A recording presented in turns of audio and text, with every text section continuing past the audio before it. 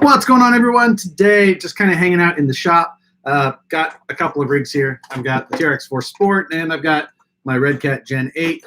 I've got some videos that I plan to do or a video specifically down the road here that I'm going to use these two for. So trying to do just a little bit of prep for that. But since I was just going to be sitting here in the shop anyway, working on it, I figured I'd throw the camera on and would just watch the chat, go back and forth. See some of you guys joining in. Thanks for that. What's going on, guys? Thanks for all the comments as they pop up. Any of you guys who are watching the live stream later, you can pull up the chat on the side. I'll be referring to that a lot. Just, you know, a lot of people popping in there. So it's always good to see that. And so I'll be referencing back and forth to the questions that pull up in the chat the whole time, whatnot. But anyway, the point of what I'm going to be doing in here in the shop today a little bit is I'm going to be taking a lot of just straight hard measurements, ooh, I need to turn that off so you don't have to hear my text messages binging all day. I don't know how we're going to do that, though. Oh, well, we'll figure it out later. So I'm just going to be taking a lot of just straight up measurements of a number of different things across the two. So down in a later video, I can compare some of those, numbers right off of each other. I'm going to try and get this a little bit in there. Thanks for everyone for popping in. See a bunch of familiar names in there, some new names as well. We're coming, let's see, where are we at? We got people from Ohio, Canada. I see Irvin in there, New Jersey, that side. So everybody.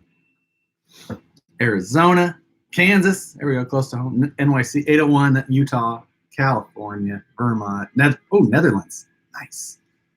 Colorado, Florida, Tennessee, Montreal, another Canadian, Massachusetts, UK, Denmark, awesome. Florida, Mexico, yeah, all over. So, again, thanks for popping in, guys. Really, this is all I'm planning on doing today. So, I've got a huge list of things on my phone here that I've kind of, been going over, and that's what I'm going to try and pull from. So, I'm going to be trying to pull measurements off of for all of these different areas. Some I'll be able to do in here. Some I'll have to go do off camera, things that are like, some different weight aspects and things like that. I didn't bring a scale in here, so we're not gonna get into some of that. More than anything, do the live stream until my battery dies, because my laptop charger is not here. I had it plugged into my docking station in the office, but I wasn't going to bring that all the way in. So I figured I'd throw this up until that happens. I turn my brightness up so I can see your comments. So that's, yeah. Curious what you think of the change of venue for it. I know Cisco Grove is closed. Some are wondering what we should be prepared for, generators, 12 car batteries, etc. That referring to Axial Fest this year. I'm not 100% sure on what to expect as far as what kind of. So I go up and I crawl in that area, a couple of times a year probably. It's an amazing sight. Like, the terrain is going to be great.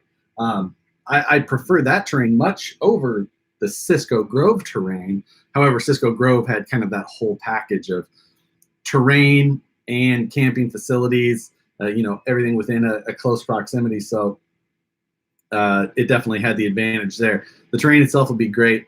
As far as, anything else, I'd kind of be going to it expecting it to be like an event that you would go to anywhere else without all those facilities. You'll need to make sure that you have your batteries charged, or provisions to charge your batteries off of something. And then as far as, the rest, I don't know the details on camping and stuff like that. I don't know. So hopefully we'll hear more of that roll out over time. See, you're a stand-up. Yes, I'm a huge stand-up comedy fan. I don't know. I'm not sure how you knew that or not. Let's see. My Bronco is not done. That is exactly how you saw it at the end of the last video. So, there's a lot left to do on that project. I'm looking forward to it, though. It's going to be fun. So I need to start chugging through some of this stuff and writing down all of my fun measurements.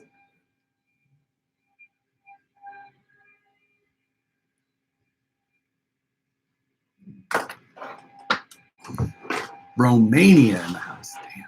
Yeah, Brody Stevens. If you're a comedy fan, you know, sad deal for. Seems like a lot of those comedians struggle with a lot of that, which is always sad. Seems like a field of a lot of, they call it tortured souls.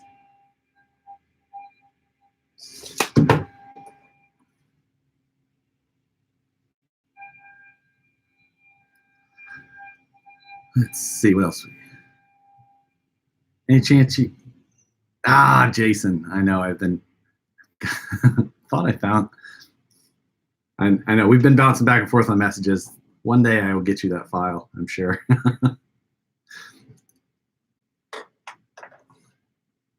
So, I'll kind of go through a bunch of this stuff that I'm actually going to be pulling today, you know, and then any of you guys come up with genius things that I haven't heard of. Absolutely. So I'm doing things like overall width, hex to hex width, wheelbase, overall length, body dimensions, weight, axle gearing, trans gearing, portal drop dimension, axle pumpkin size, top, and let's see, weight bias, center of gravity, shock length, shock travel, motor height, battery height, a bunch of that stuff. So that is what I'm planning to do today. Try and pull as much of that as possible from here, and then I'm going to throw that all into a video that I hope to film later today. That is my plan for the afternoon. Of course, a live stream is going to make all of that go much less smoothly because I'll be more focused on answering questions in a live stream than doing the actual work that I came in here specifically to do today. But why not? It seemed like I was just not very motivated to get going on this anyway. I bought this stuff like to do it like right when the Red Cat came out, and I just haven't been all that excited on it. But I want to try and get it done, and then maybe go drive both of these on the, you know, same terrain, same courses, same everything tomorrow, and go from there. But that's the grand plan. We'll see how it really pans out. Let's see what else we got on here. Monthly Mayhem, yes. The next Monthly Mayhem is decided. The vehicles will be shipping soon. Matt and I have almost hammered out all of our details, and it looks like we're probably going to be able to go head-to-head with them at the finale. So that's the plan. But it's all in the mix. We're getting there, blah, blah, blah. Can we expect to see some beadlock rings in stock sometime this year? Yes, probably. You must be talking about the different styles and colors and things like that. Yeah, we've amped up a lot of wheel stuff, so a lot more numbers have been coming out at you. Do pretzels? These pretzels are making me thirsty. Great day to be alive. Just enjoy the chat. Thank you. Should have got a blue one. No! I think they did this just so that I would like it a little bit more. And it matches my toolbox. I got a new toolbox this year, so I'm going to have to do a new toolbox video at some point. It's still getting, so on the topic of toolboxes, I picked up this new one, which is basically like my old one except orange. However, it is a 5-drawer. Wait, 1, 2, 3, 4. Yes, 5-drawer rather than the 4-drawer that I had. And it actually does work out pretty well. It's got some more space, and I've kept my old one, and I've taken and I've converted my old 4-drawer black rolling cart into my fabrication toolbox. So I'm taking and migrating over tools that are like were only used for fabrication. I'm migrating them over to that box. Anything that I'm needing duplicates of, I'm starting to build the two toolboxes out so that I always have the tools that I need in each one separately. that obviously takes investment, things like that. So I've got a notepad in the other toolbox, and every time I'm like, oh, I don't have this tool, I need to go grab it out of my other one, I write it on my notepad so I can go buy it, get it, whatever I need to do, so that I've got both tools, both locations, always there. I'm looking forward to doing a lot more fabrication this year. It's a big goal of mine. I have missed it, and more than anything, it's just like the space wasn't set up, and I needed to really take the time and get that going again. And that last project was a lot of fun. Definitely going to do it again, and we'll go from there. So, hey, Zach's popping in. What day will the news be on? I'm going to be so Scale News is going to come back, and I've decided that I'm going to try and get it posted every Tuesday morning. So I'll be able to say, see you next Tuesday at the end of it. But yeah, about that. So Tuesday, Scale News update. No longer Monday Scale News update. Mostly the reason for that, I needed the break for a little bit. It was just, the Scale News is like, it's an easy thing to film, but it is a mother to edit. It's just, it takes so much time, and the thumbnails and the descriptions and getting everything in there. Just so much stuff has come out, though. It was such a good platform to be able to discuss new things, and I enjoyed discussing new things and being able to throw my little opinion in there. Of course, that's why I do any of this. But it's going to be coming back, and Tuesdays at least. That way, it's Sundays. The weekend. Everyone the weekend's your weekend, and to get it posted on Monday, excuse me, I had to come in on Sunday, and sometimes I'm usually pretty motivated to go do something, get up, go wherever. But I film here at the office, which my house is 15 minutes away. It's not that bad. But that means if I'm having a lazy Sunday, I've got to get up, come into the office, film, go back home. So it's just Monday, I can do it after work on Monday night. New stuff comes out on Monday too, so I'll be able to hammer it that day.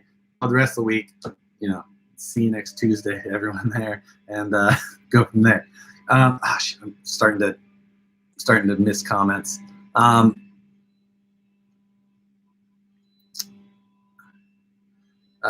Best first truck for kids under $250. That's a tough one. Maybe like that Associated CR12.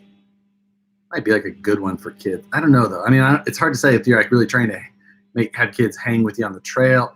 It's gonna be tough. I don't know. I've got one of those little CR12s. They're fun, but they're they're small. But it's got a full size servo, all kinds of pretty decent stuff. What are my thoughts on the new HPI Scale Builders Kit?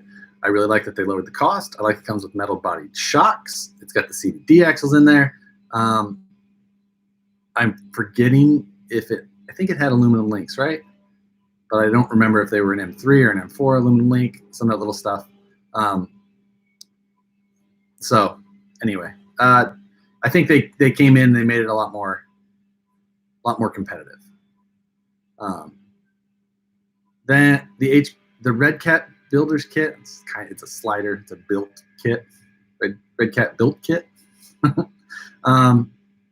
see. There's a lot of little things they missed on this Red Cat. I know people love it for the price, but a lot of things they missed.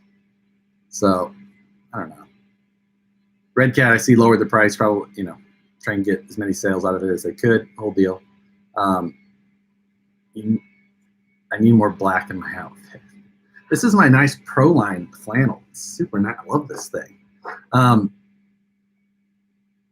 my plain black hats, I do need to do new hat. All right, so we're catching up there. All right. Am I going to be doing a build with the new Gen 8 build kit? I don't know yet. We'll see. I just don't know. I mean, I got one here. For we'll see. Lots to do. Good truck for under $250. The Barrage. That's another option there. Have you guys seen the new Traxxas VR46 editions? I have no idea what that is. What's up with the 2 desk chairs? Well, there's actually 6 desk chairs. This is a conference table. It's like a big conference table, 6 chairs all around me. Here, 1 desk chair. There you go. I fixed it. How much for the Willies? I don't know. I haven't decided how much yet. I don't know. It's going to be expensive. I just haven't decided how expensive. It's going to be, I mean, it's not going to be $2,000, but it's going to be closer to that than, you know, than less. Get your Proline MT yet? Oh, you're talking to somebody else. What mark is the orange? I don't know what you're saying. Yes, you can hear the mills running in the background. For any of you that don't know, that you're hearing that weird whirring sound, that's the CNCs on the other side of that wall. Making parts.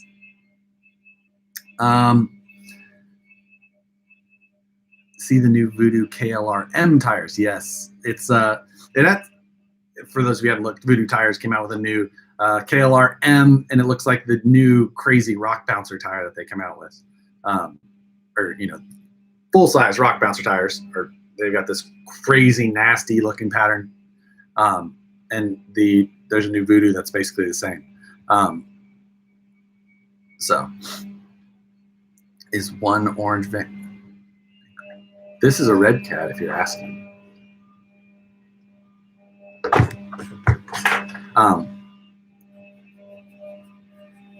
Do I think the Mets sport? I don't do sports ball. Sorry, I just don't. All right, I should get something accomplished today. Let's do it. I've got track width done. Overall track width, both cars measured.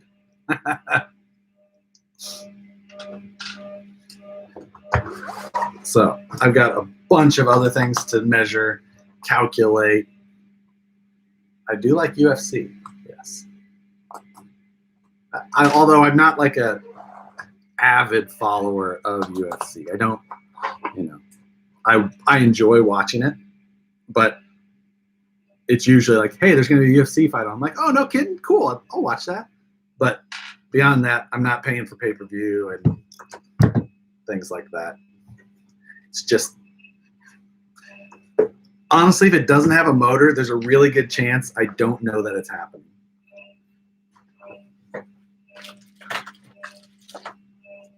But if you want to talk about the big block in Nick Nelson's Jimmy's car, or, you know, Brian Croft's new IFS KOH rig, you know, I'm all for it. Anything. But beyond that, I'm not going to be much help. You know how much, I was thinking about this yesterday, actually. You know how much cheaper it would be for me if I just liked watching sports? I didn't always have to be trying to work or build on something. Like, so much cheaper. Like, if I could just sit at home and watch sports, like, I can only imagine the money I would save. It's just not gonna happen. Let's see, where are we at here? Do I see the aftermarket jumping on board with the red cat to fix the issues? I see some of it, I'm sure. I'm sure there'll be a lot of less expensive options, you know, things like that that'll pop up. I'm sure there'll be a ton of brass you can bolt on. But let's see. Have you lined up your cutting board with both measurements at once? Could have, oh, I'm not gonna do that. What's the best SLW to run on the VS410? Man, I run a 225 or a 350. It just depends on which tire size and all that. But 225 or 350 is usually where I like to go. Let's see. What's your opinion on TRX4 chassis kit? Do you think it's too pricey? TRX4 is a pretty good. The only thing I don't like about TRX4 chassis kit is that I don't like all the selectable lockers and the 2-speed and all that stuff. I just don't. I don't like all that, the gimmicky extra stuff. I think this sport is a steal. Like, It's dog simple. It's super strong. It's got an ugly body that you take that off and you put something else on, and you've got a 12.3-inch car that's built really well. And it's got portals. And if you can avoid throwing a bunch of brass on it, it'll be in good shape. So yes, apparently you need a live Q&A weekly, right? What do you think about the trophy truck racing KOH? Honestly, I thought it was going to be more exciting than it was, Zach. I was really looking forward to it. I thought it was going to be super cool, but they're not hitting rock.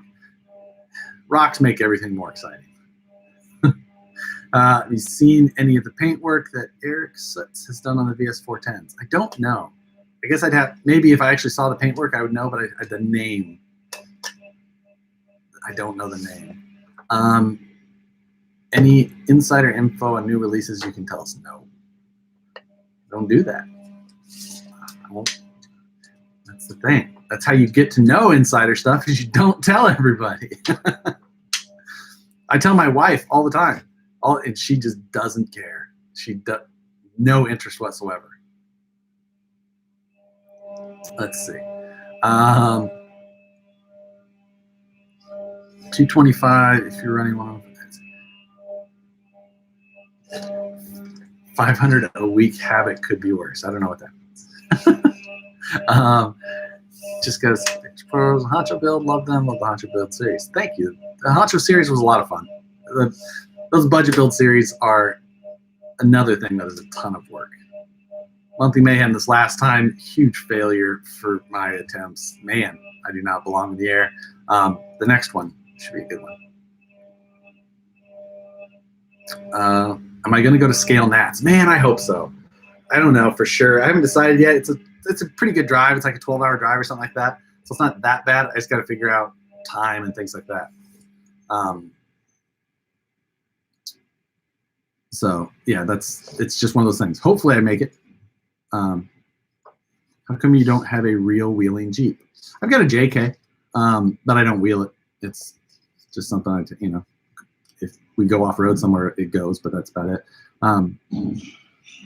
Used to do like some of the competitive off full-size wheeling, like We Rock, but I haven't done that in a few years, like 3 or 4 years now. Might do it again this year, or might at least in nationals, but we'll see. I haven't. That hasn't all been worked out yet, but may go compete down there full-size stuff this year.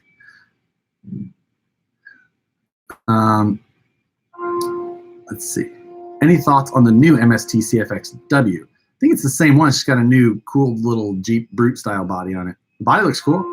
MST CFX-W is kind of cool. I just don't love it. I've got one here.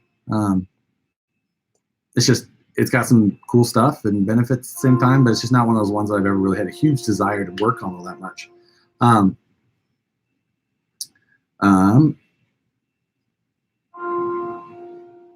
I wish Axial would release an SMT10 kit. The SMT10 was cool, and I know they've discontinued it. I think that's mainly due to like Monster Jam's licensing expiring, but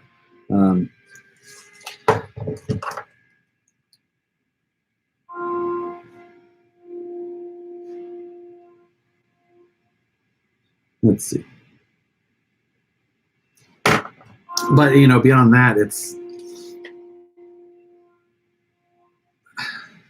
I always thought I honestly thought the SMT10 was a great mega truck platform, and monster trucks are cool and stuff.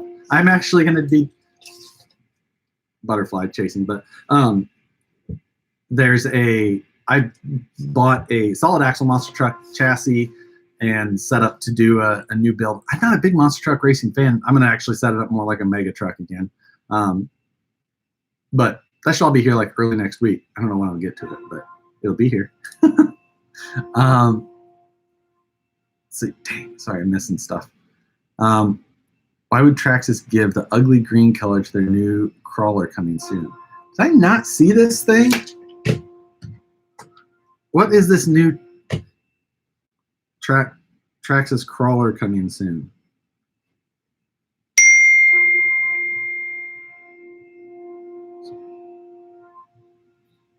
Let's see.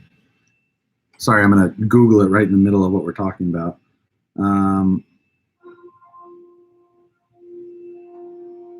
I mean, unless you're, I mean, I saw like their green, what do they call that thing?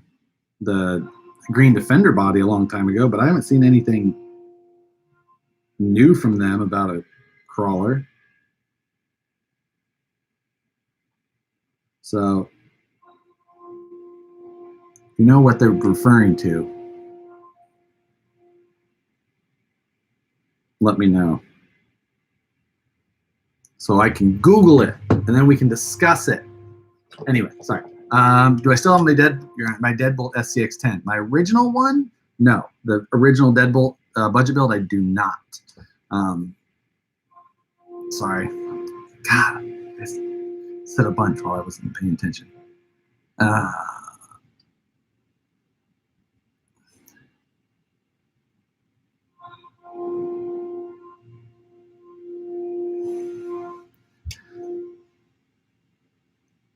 I've been lucky to try both models in performance with other tires. Red Cat wins by quality wins Traxxas without a doubt. And I don't see this Red Cat being a better performer at all than the Traxxas. When is Scale Nationals and where? It's in Zia something, New Mexico. San Ysidro, New Mexico. April 25th, 28th. There you go. Perfect. Thank you, Matt.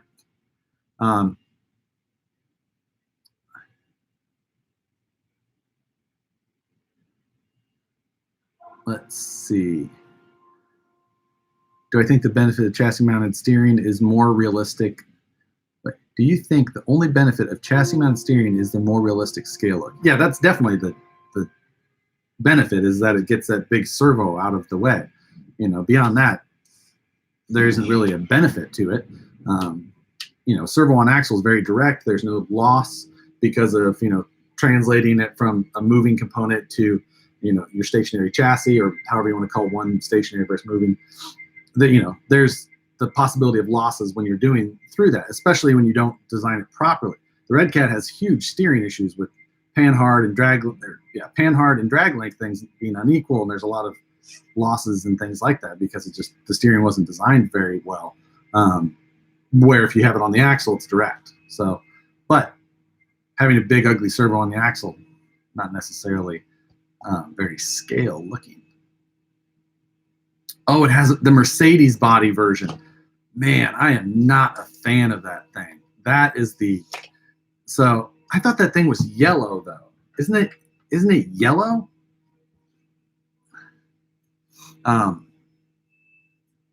Sorry, the new Traxxas truck. They have like a Mercedes G-Wagon. Here it is. Yellow, green. Okay, I see how you're saying that it's green. It's like a fluorescent yellow green, like the signs in a schoolyard, you know, or near a school for a school crossing, like that. This thing looks like a weird Walmart toy. You know, it's got those, I think they're 2.2s on it. Like a big 2.2 with a narrow tire. Man, this thing is terrible ugly. Terrible ugly. I forgot that I haven't been doing scale news since this came out. This was at Nuremberg when they also talked about the new Traxxas tracks, which are really kind of cool. If they get those at a good price, good for them. I mean, it's pretty legit. Let's see. Will I be doing more 3D printing videos? Yes. Just like everything, I think I've got this plan, and then I just get slammed with other projects and it doesn't work out. So I'm not going to try and go through the whole 3D printed car thing like I was.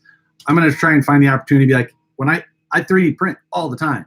So, but it's, you know, I need something for this or I need something for that. So when I have that opportunity, I'm just going to be like, okay, I'm going to cover this in that, you know, for this one. I'm going to try and find a new topic to discuss about, show the design of the part, show, you know, something new for the 3D printing side, and then get it out there. I think that's the only way that I'm really going to find time to make those videos happen. So yeah.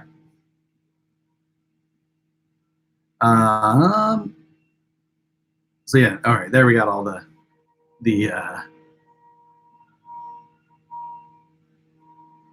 Dang, okay, I did not catch up. How many rippers exist? We're going to do another run of them. Right now, the rippers are unavailable. They're not being made current, or they're still being made for the orders that exist, but no more orders are being taken. Final number on that will be disclosed later. Have I seen the new Axial Can-Am? If so, what do you think? Yeah, I've got to see that. It's it's the Yeti Junior. I bought the Yeti Junior when it came out. I'm just not a big fan of smaller scale stuff. I never really have been, other than the Dancing Rider. That doesn't count because that's amazing. But like, the MRCs back in the day, I bought them. I just never, I don't know. I just don't have that much fun with the super small scale stuff, especially off-road based. It's just not, I don't know. It's just not my thing. But I think that they'll sell a bunch of them just because, the side-by-side crowd is huge. And I've seen people have a lot of fun with the Yeti Juniors.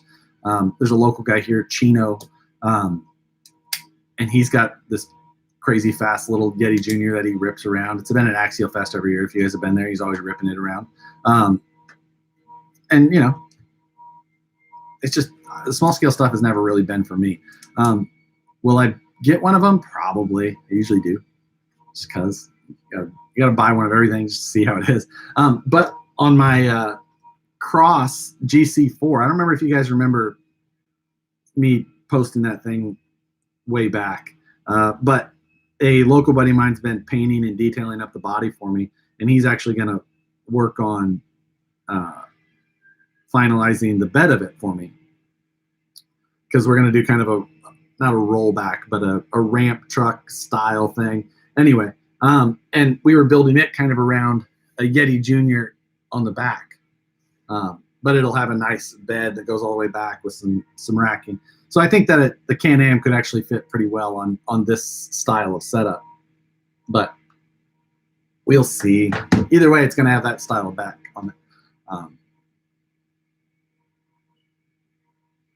Let's see. Wow, tons of I am not keeping up very well. My notepad looks very blank. Yeah, I'm not really getting any of the things done. But and then we're at 80% battery, so we still got a while. Am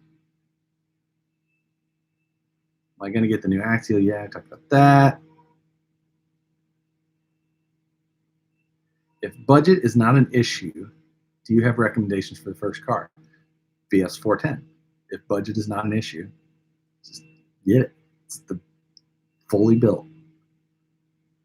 What's a good quality 3D printer? There's so many. I've got the TiVo Tornado right now.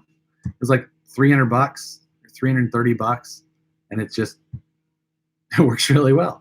Got it next to a $2,500 MakerBot that works well too, but they both work pretty well. And the TiVo Tornado's got a heated bed, and it's less than $400, so it's a pretty good printer. Ender 3 is another popular one. I like my TiVo Tornado. I shall never catch up. Jesus. Traxxas should do appreciation weekend like Axial does. Yeah, it's a lot of work, and it would probably be in Texas, which is hot. I want to build a dovetail community body with Proline Racing. Any suggestions to help do the build using styrene for support? Just start doing it. Just do it. Screw up. Fix it. Do better the next time. You just got to do it. That's all there is. I sucked at welding when I started. I'm not that good now, but you screw up enough times, you screw up a little less every time. So just do it. Just jump in and screw up. It's not that bad. It's just a plastic body. You can buy another. Sucks at first, but you'll be proud of it the first time, and you'll decide you want to do it again, and you'll look back and you'll be like, I did a little better this time. It just goes on and on. Just do it. Just get in there and build it. Build something.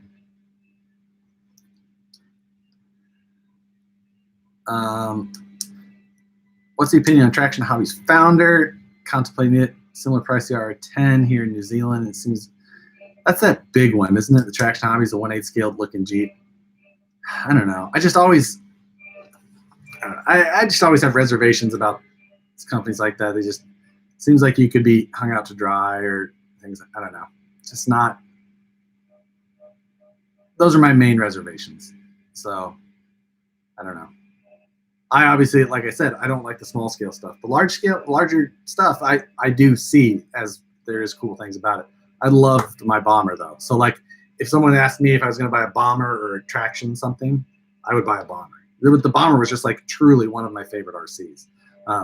Throw a big motor in that thing with that trailer arm suspension and tune it, man, a lot of fun.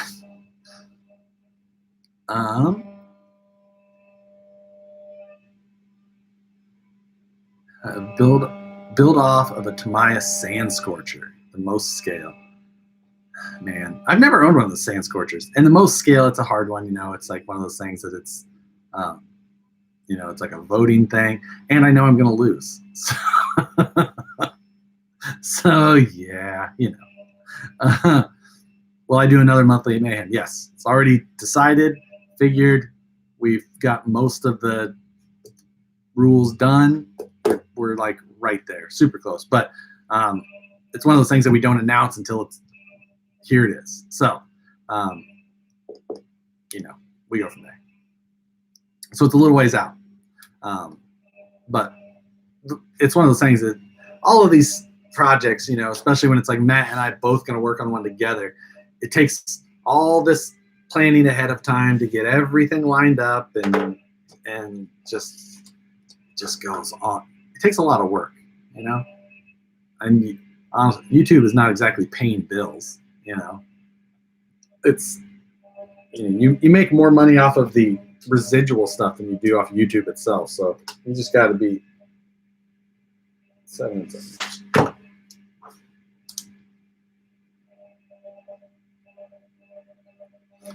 So it is what it is.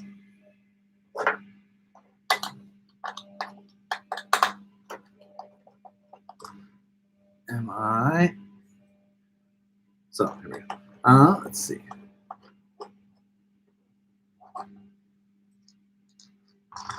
"16-hour scale nationals are 16 hours away from me." I remember it being a while. I didn't remember it being. I thought it was like 12. 12 hours is a pretty easy, or not easy, but 12 hours I can do in a day. 1 day drive, 12 hours. It's not that bad. 16 hours. That's a really long day's drive. My wife and I have done it a number of times, doing 16 hours somewhere, but man, it's pushing it. So that might be one of those ones that I have to fly.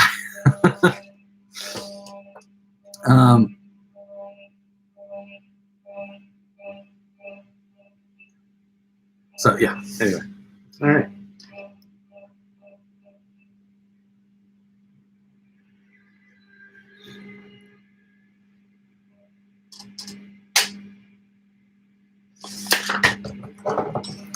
Little by little, I'm going to get something done, even if I just have to ignore the comments for a minute at a time.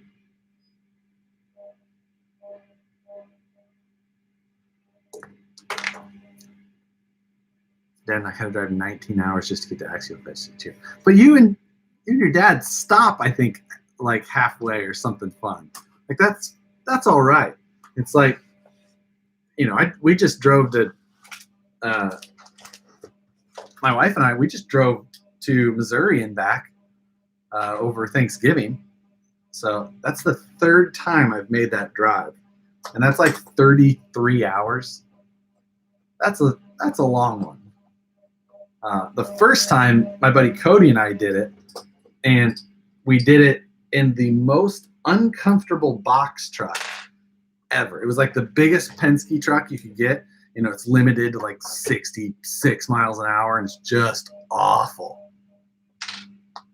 I think I still have shoulder problems from that. It didn't have an armrest, so you like just constant, just bouncing up and down, just like the weight of your shoulder yanking on you the whole time. Oh. Most used tool in my shop. My cell phone. I don't know. It's hard to say. So many tools.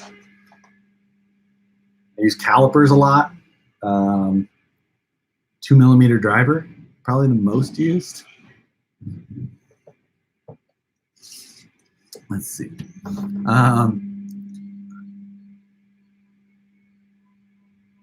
Trying to decide between these two rigs. Just got your tax money.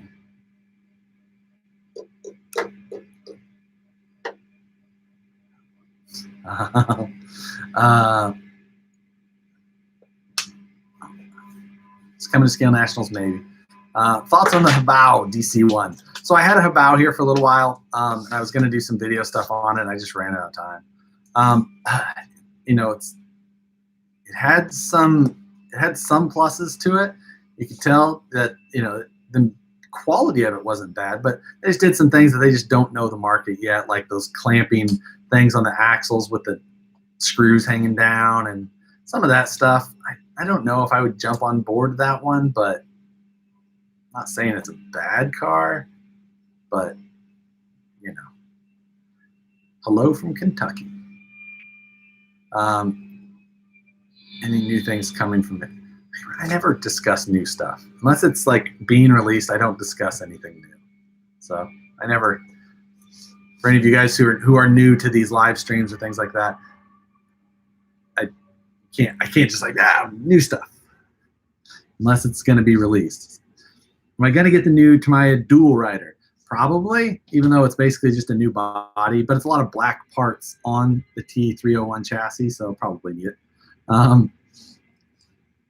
JP Slayer Racing. Oh, I'm sorry, that's talking to somebody.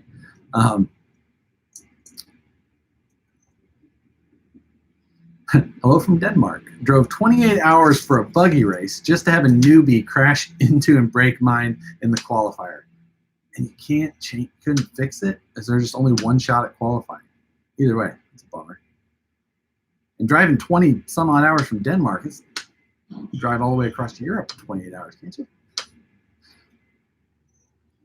Do you see any obvious problems with the Red Cat's front link geometry front link system throwing off the geometry?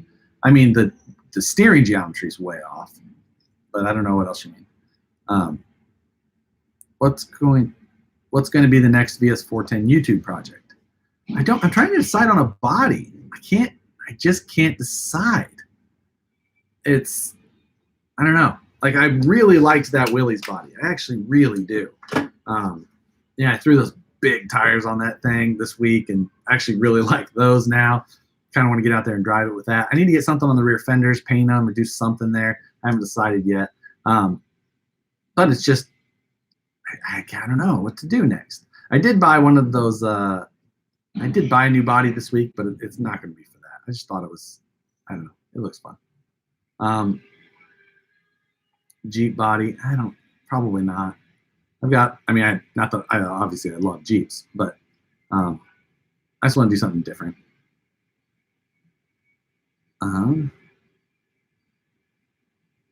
Comanche, I do like Comanches. I've thought about that. Thought about doing a hard body even, which is weird for me. I thought about doing like an RC four-wheel drive FJ and cutting it into just like a cab only type setup.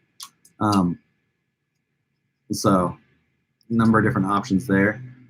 Do I like portals on the VS410? Yeah, absolutely. Especially if you drop the shocks down into the lower link, or mount them to where the lower links mount, drops everything a little bit, tucks that up, keeps the center of gravity nice and low, works out pretty well.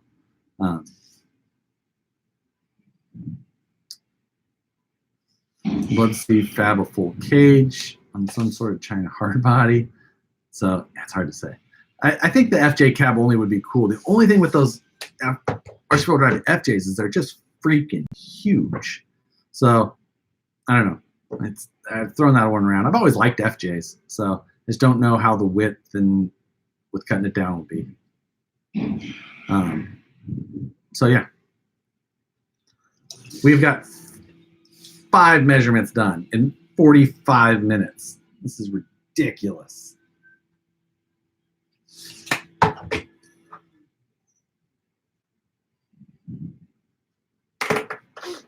I don't even remember what all of them were at this point. I gotta go back.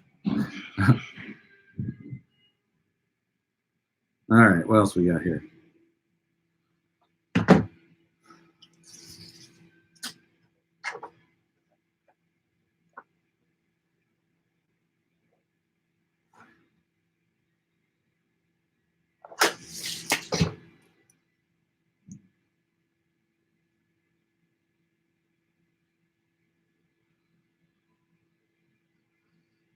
So, more working, yeah. Should do live streams more often. It's one of those things that I feel like if I don't have some sort of topic or something to discuss at all, it seems like such a, but I mean, they're always fun to just sit in here and, you know, see what's going on. So,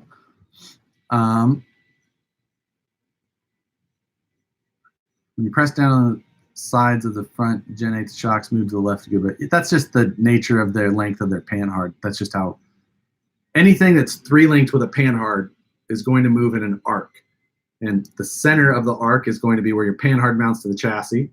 And then how much an axle notes it swinging side to side is based on the length. If you have a really long panhard, when it, you know, in your chassis, you know, axles are moving this far, the length there, you may not even notice the offset. It's still moving in an arc, but you're not noticing a huge difference laterally. But if you have a really short line, as it rotates, you know, just that little bit, it's going to go a lot further in. So that's why a longer panhard is usually something that is nice to have. But your panhard length also needs to match the length of the steering link from the servo to the knuckle. And ideally, they should be at the same angle throughout the travel. Little things. So, there you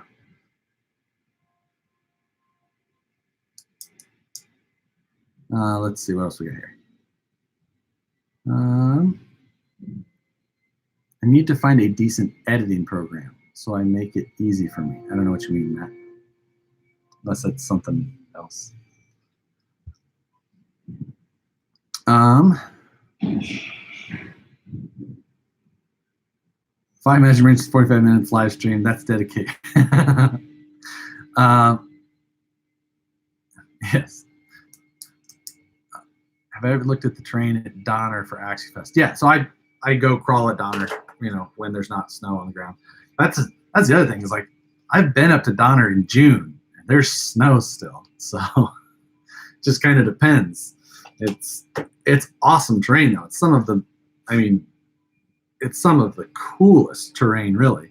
I probably have 200 pictures on my phone from crawling up there. It's beautiful.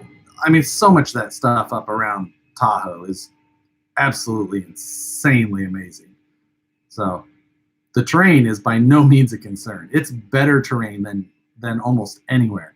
It's just the other facilities around it that are not as convenient as Cisco. Why don't you cut the FJ into a ute? That's kind of what I'm talking about, but just cab only. And then the bed part would be separate. So kind of, I thought utes were like all one piece still. So kind of similar. I think it's like FJ45 is what I'm discussing. Hello from the US, from France.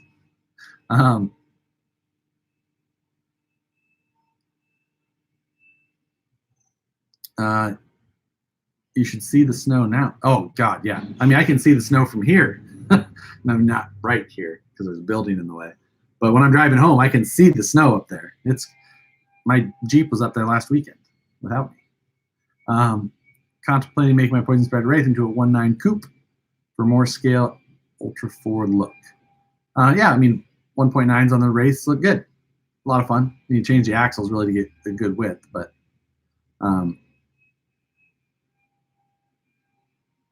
let's see. I want to start editing stuff to upload to YouTube. I have an older Canon 2, 2 GoPros, and an iPhone. man, all you need is an iPhone, really. I mean, the other stuff is nice to have. Editing is where all of the work is, though. That's, footage is the easy part. Honestly, it is. It's freaking editing. It takes so much time. When I started, when I first started my YouTube stuff, I edited, or I filmed and edited and uploaded all from my cell phone. That was all I did. Shot it, edited it on the, one of the built-in or free apps that you could get, and uploaded it straight from there. They weren't high production, they weren't good, but it was a start. And then from there, I purchased a MacBook Air, which is like the cheapest MacBook you could get. And honestly, I edited on that until like Christmas of 16. And I bought this Mac, which is a MacBook Pro that's built to the highest spec.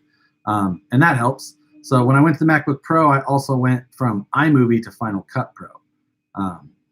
But I mean, I edited on a MacBook Air with the free iMovie until like 20,000 subs or better. So you don't need crazy equipment. It's one of those other things. You just got to start. Start once you like it, or if you don't, then, but editing is where all of the work is, for sure. That's why live streams are so much easier to do. Turn it on, talk to the camera. You don't have to keep starting over the sentence you were saying because you screwed up in the middle of it. You just talk and it's done.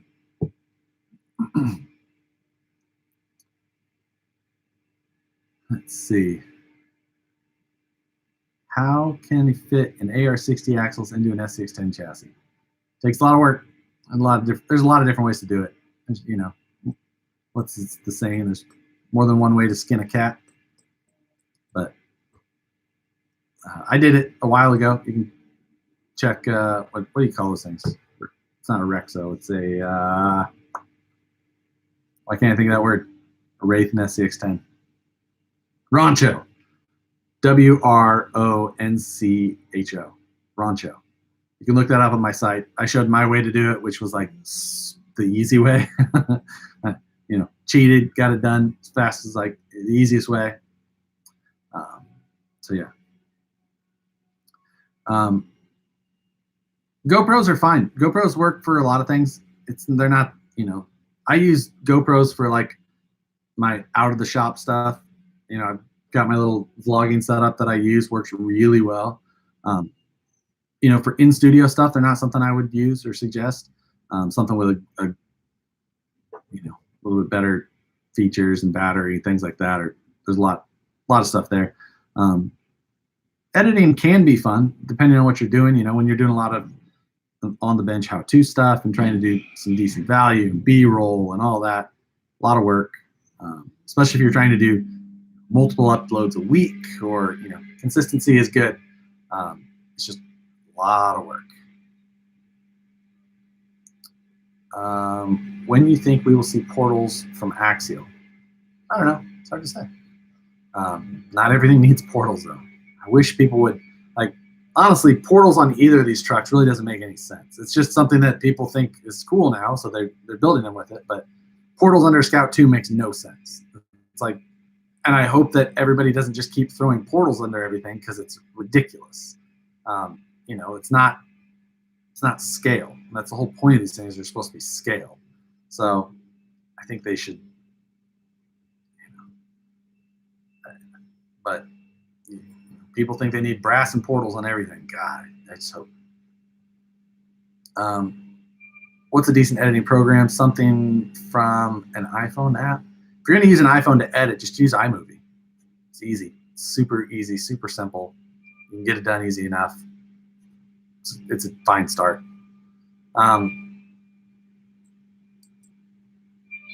Yeah, but when you're on live streams, no work gets done. That's exactly right. We've got 8 measurements now. 55 minutes in, 8 measurements done. So what were my plans for on the workbench today? My plan was to take a bunch of measurements from each of these vehicles, as well as a bunch of technical specs, trying to get some calculations done for a video that I planned to shoot later today. My laptop battery is at 64%, You only get until this laptop is dead, because that is all I'm willing to do. My laptop charger is at home. My docking station is here, but I'm not going to bring my docking station in for this. It's just not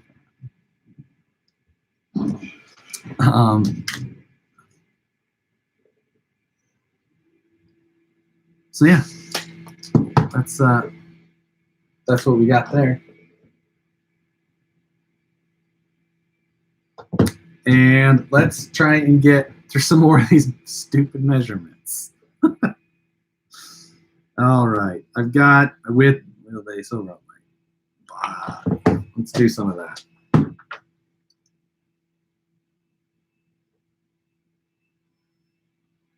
Let's see.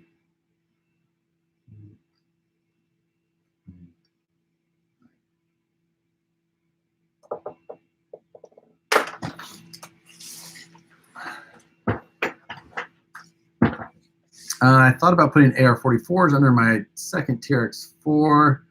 Have you seen anyone swap out portals for traditional style axle? I haven't. You also need to really look at what the gearing is going to be.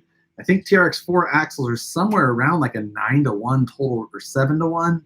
Can't remember. I have to do the math again. I don't remember it in my head. But so you've got twice the reduction basically in these axles, where a standard AR44 axle is 3.75-to-1.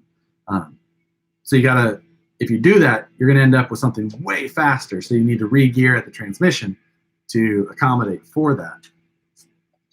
Shouldn't be that bad, but it's a significant difference in reduction. So you're definitely gonna need to do something. Portals should be allowed in comps, ? They're a definite advantage, that's for sure, in a lot of situations. There's downsides to portals, of course, with center of gravity, but it's,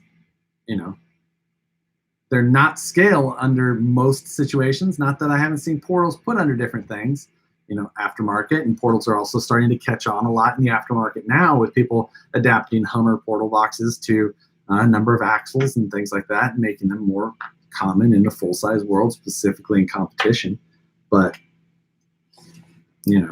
whether that is something, honestly, I'm not like a huge Sorka competitor or really care all that much, but they are usually pretty proactive about, nipping things in the butt pretty quick if it's outside of what would be, appropriate or in the spirit of the rules. They're actually really good about that, better than most rules organizations I've really ever seen. So yeah. Yeah, you can put portals on almost anything, of course. You can, there's a difference, and there's a reason. You can put insanely huge tires on just about anything in real life too, but there's tire limits on everything as well for a reason. And since portals you're not going to see portals on most things. It's like so seeing them out of the fact, seeing portals under a Scout 2 body, it's not something that's really appropriate. They're just doing it to check a feature box. That's all it is. And so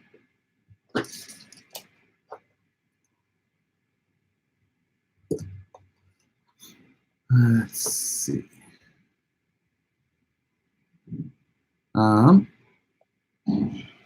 So yeah, let's continue to try and get something done today.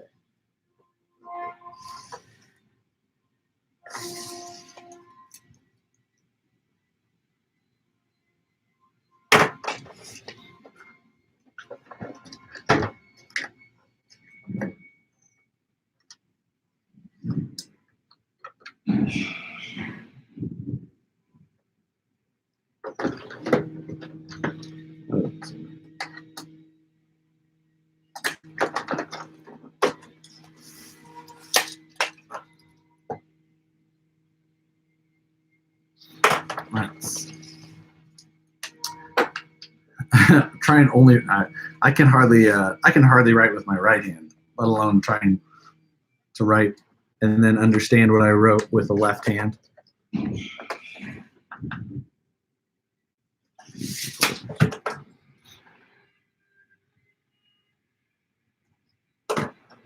Do I have any experience with dynamite electronics that are coming with the axial RTRs now? Basic. So for those who don't know, these companies don't really manufacture their own electronics. Axial uses Hobbywing ESCs, and so is Horizon. So now we're going to see different Horizon Hobbywing or differently branded. Basically, you can change the color of anodizing, change the wire length and the connector that it comes with, and it's so most of it is going to be very similar, if not the same. Now, servos and radios are going to be either different or have differences. So, you know, all of you are going to be, I mean, if you haven't owned one at this point, you're probably going to be familiar with the Spectrum radios. Obviously, Horizon kind of had a better, you know, hold on their own branding of in-house electronics. While Great Plains, her Hobbyco, had an exclusive with Futaba, they didn't really use that on any of their, you know, proprietary branded stuff. They just had an exclusive for U.S. distribution with Futaba. And they had Tactic and that type of stuff in all of their RTRs. But they're going to be now moving over to Spectrum and the things that they basically had. So it's not going to be that much different. You know, you're going to basically going to be like the Vitera stuff. So it's okay. It's RTR electronics though. What are your thoughts on the stock TRX4 shocks? Really good. You know, they're a really good shock. Not a whole lot of reason to change them out, unless you're going to go with the lift kit and huge shocks, which I did. I mean, just super cool air shocks, right? For a ridiculous project. But if you're going to try and like take off these stock TRX4 shocks and throw like a super cheap set of shiny Chinese stuff on there, that's a desert lizards. Don't do that. Like those are a far inferior shock to the stock Traxxas ones. Seen a light kit for the TRX4 Sport. It's easy to cut and make fit properly. Usually the cuts are off. I don't know what you mean by that. Did I bash my TRX4 mud truck yet? Yes, I did, and I did a video. There's a video only running that thing through the mud on the channel. Go check it out. TRX4 Sport versus TRX4 Kit. Sport for me. The kit, it is nice that it comes with the wheel wells. I built that, but I don't like the selectable lockers and I don't like 2-speeds. So for me, the Sport is what I prefer. 12.3-inch wheelbase, no lockers, no selectable locker stuff, no 2-speed, just dirt simple.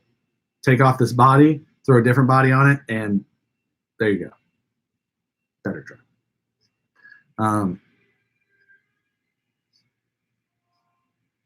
I made the mistake of RC4 about King shocks. Yeah. Look good in pictures, but that's about it. Anyway. I built a mud truck up an SCX-10 with 220 millimeter King shocks in every corner, just to be extra ridiculous. It was fun, but it was meant to be ridiculous on purpose. You had to literally break the suspension free every time to get it, you know, to like, you know, it would get that stiction, and you had to like just get it freed up, and then it would cycle. It was ridiculous.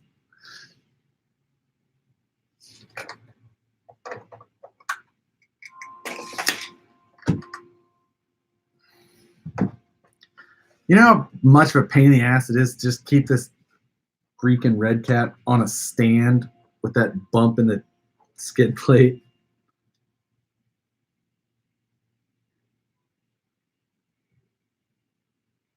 And then I forgot the measurement because it wouldn't sit there. I was way off.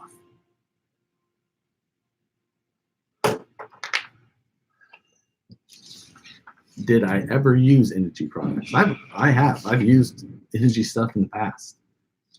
And then I learned. Use jack stands now. No, those are a pain in the, those are more of a pain in the butt. there is almost nothing better than the Crawler Innovation cell block stuff. I've got piles of them. It's just I need to use an extra one with the hump in this skid plate.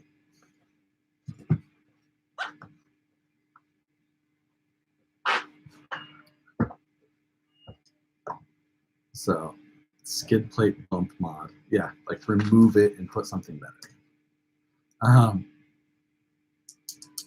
Traxxas has always had good shocks. Yeah, I mean, that's Traxxas has. They just always have. Let's see. What do I need to measure next? Can't do that. Can't do that.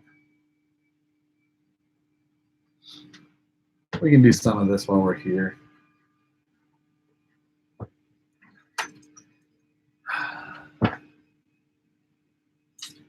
I know I could just look some of this stuff up, but we might as well just measure what we can while we can.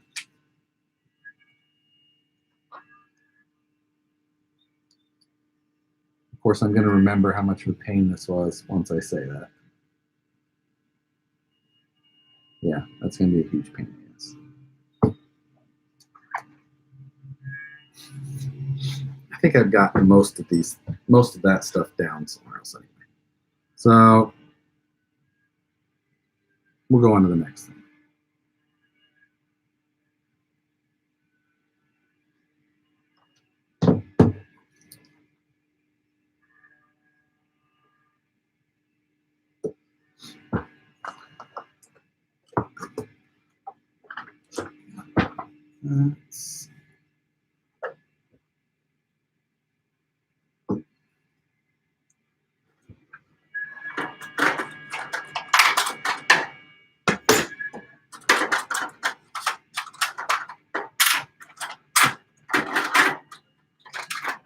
Stuck. There we go.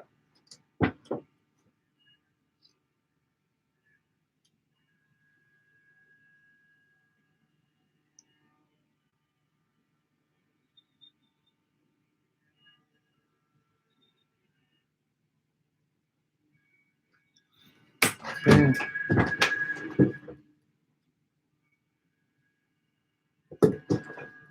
All right, what am I missing here?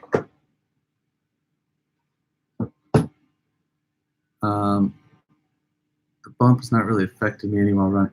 Man, there's no way that this insane bump on the bottom, like, I mean, if you're just not in real technical stuff or things like that, sure, but go look at I've got 30 trucks here that, ran, and all of them are going to have a ton of marks along the entire skid plate. So it's like, if you're not running in areas where you're not going to do it, okay, but there's like that bump should have never been allowed. Whoever allowed that to go through design is like, that was a really lazy design move. But and it just needs to be fixed. Like, skid plates are a skid plate for, if there wasn't, it's like you're just losing that much ground clearance. It's just a poor design. EHBI, yeah, I mean, having any bump on a skid plate shouldn't be reasonable. That is the worst one I've ever seen on a 10th scale car.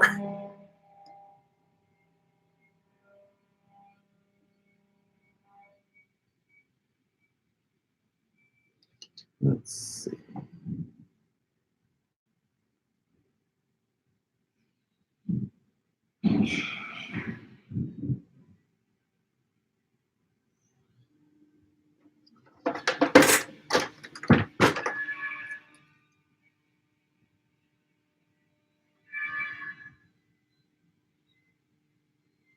Let's see.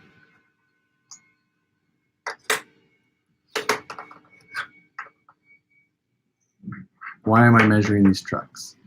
To fit them for a new dress.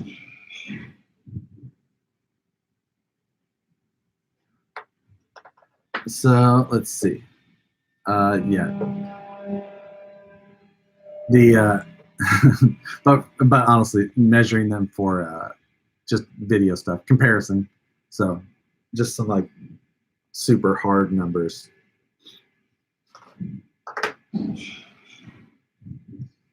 Let's see.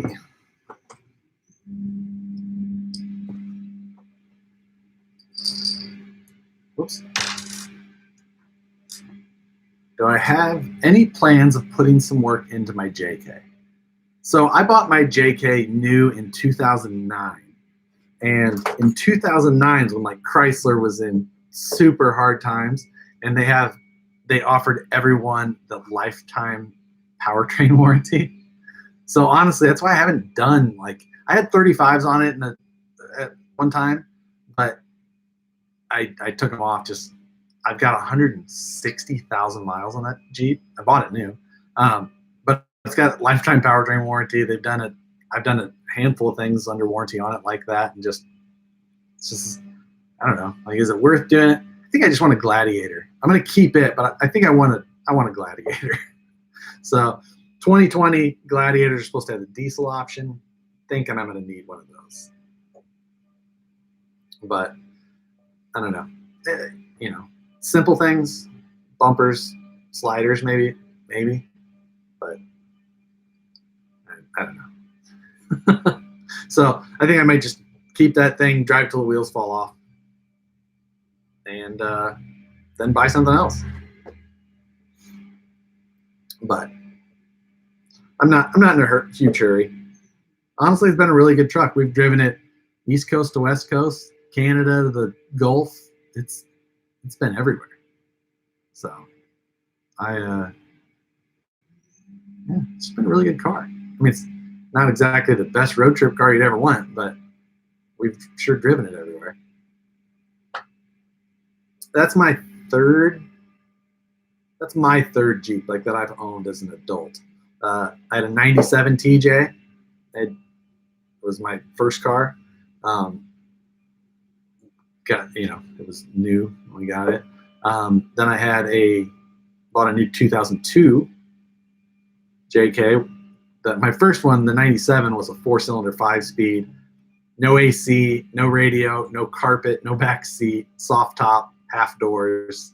Like it was just stripped as you could possibly get. It had the teeny tiny wheels, the whole deal. It was great. Jeeps aren't known for reliability. Like, old Jeeps aren't. Like anymore.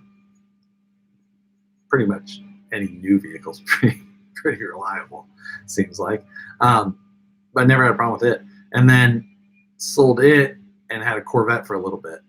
That was fun for a minute, but then sold it like 7 months later and bought a new Jeep.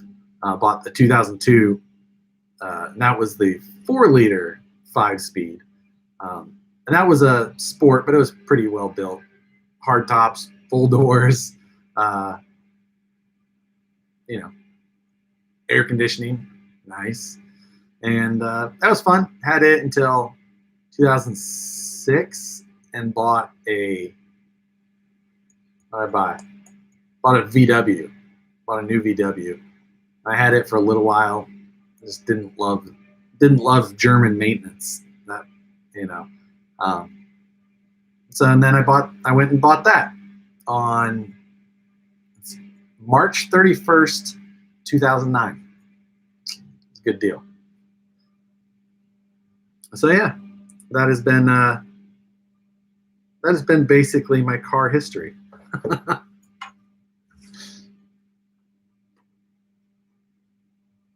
So yeah, the VW was. Like a vet. Yes, I'm like a huge Corvette fan. Like I love Corvettes. I still really think about a Corvette every once in a while. Like I would love to have another, but not as like my daily. I think I'd like to have I'd just like to have a C6. C7 would be great. I'd love to have a C6. Then, so yeah. But then there's also a million other cars that I wouldn't mind having either. And, it's just like any of us. If we're into this type of stuff, we usually are car people and then have huge car wish lists and whatnot. But I don't know. I think I'll probably buy a Gladiator before I decide to buy a Corvette. I'll just do that instead. Gonna buy the Gladiator until I saw the new Bronco. Can't wait till the end of the year. Is the new Bronco like for real though? Or is it gonna be like the new Blazer, where it's like, you know, is the new Bronco basically gonna be an Explorer with a different hood or something? Because they seem to screw that stuff up all the time. Like, it's gonna look good. It's gonna look good. It's gonna look. Damn it. The Blazer's kind of cool, but you know, it's like some of the retro stuff. Honestly, another one that I would really like to have is an old G body. I loved the old Monte Carlos, and like, I wish they would, you know, with the retro Mustang, Camaro, Challenger, doing the retro theme. Give me a G body, retro style G body Regal, something like that, Turbo Regal T-Type or Grand National. Yes.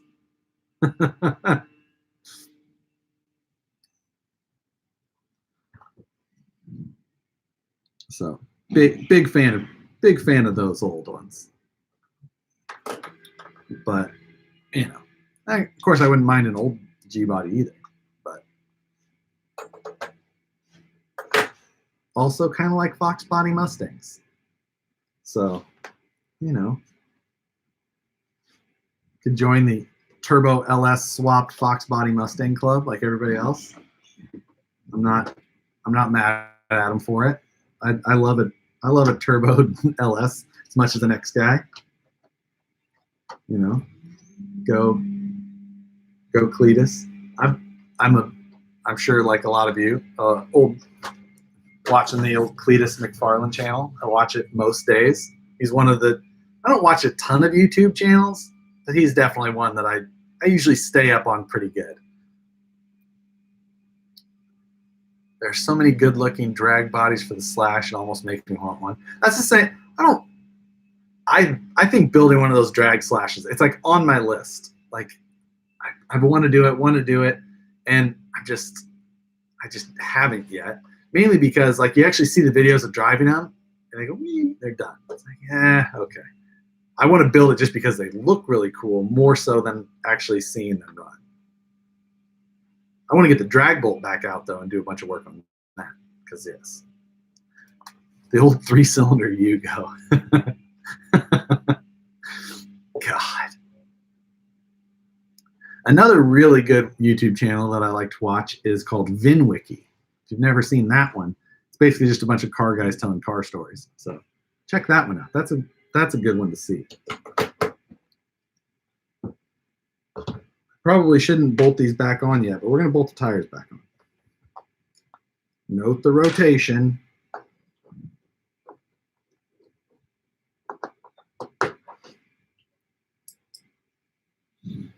Nope. Yeah.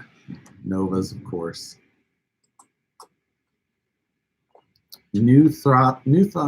Sorry. What are your thoughts on the new Primal RC monster truck? Oh, that like 5th scale 80-pound gas one. I think it's like $2,700. I was actually really surprised that they were able to do it so cheap. I mean, $2,700 for something that big.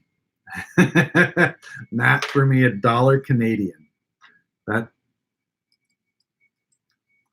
That's I like it. I'm not sure how that. I'm gonna have to look into that Canadian money conversion chart. I have you on mute. It's better this way. Thanks, Matt. Thanks a lot. It's the watch time that counts. Put a 4-cell in the drag bolt. That's on my list. You know what? I can't remember what. I can't remember what motor I even had in that thing now. 3500. I think it was a 3500 Pro 4 HD. So yes, I might throw it on 4-cell. Sorry, Ty. I think that's 14 cents. Big pivot. Drag / monthly mayhem. I mean, it's not a worse one. You know, Gotta know the timing of it. That's pretty easy there.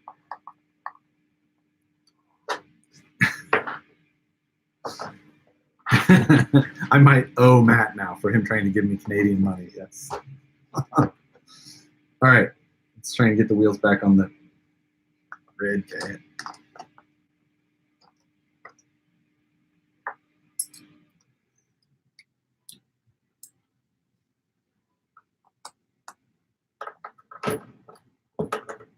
Where are we at? We're an hour and 20 minutes in. 2, 4, 6, 8, 10, 12, 14 measurements. We found time for 14 measurements during all of my blabbering. Gah. Wasn't paying attention. I put one of the wrong tires, left side tire on the right side or right side on the left side.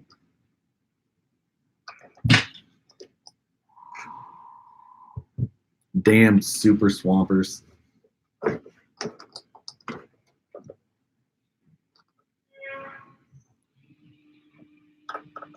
Let's see, off the subject, like there is no subject.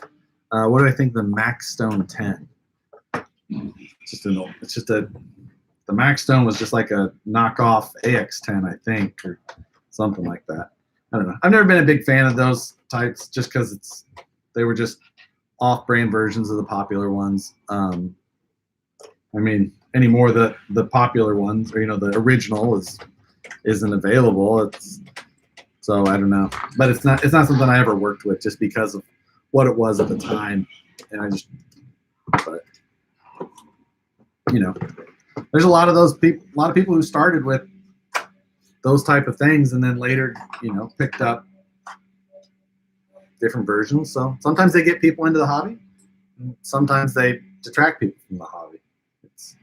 It's sometimes you have a bad experience with a lesser quality and then you don't continue, you don't return. So there's pros and cons to those things, and nothing I'm going to be able to do about it, right?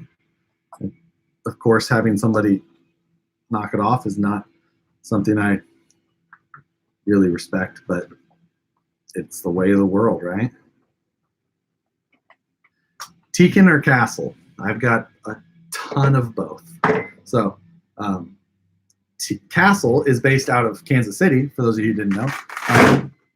And I moved here to California from Kansas City like 3.5 years ago, or 3 years ago, something like that.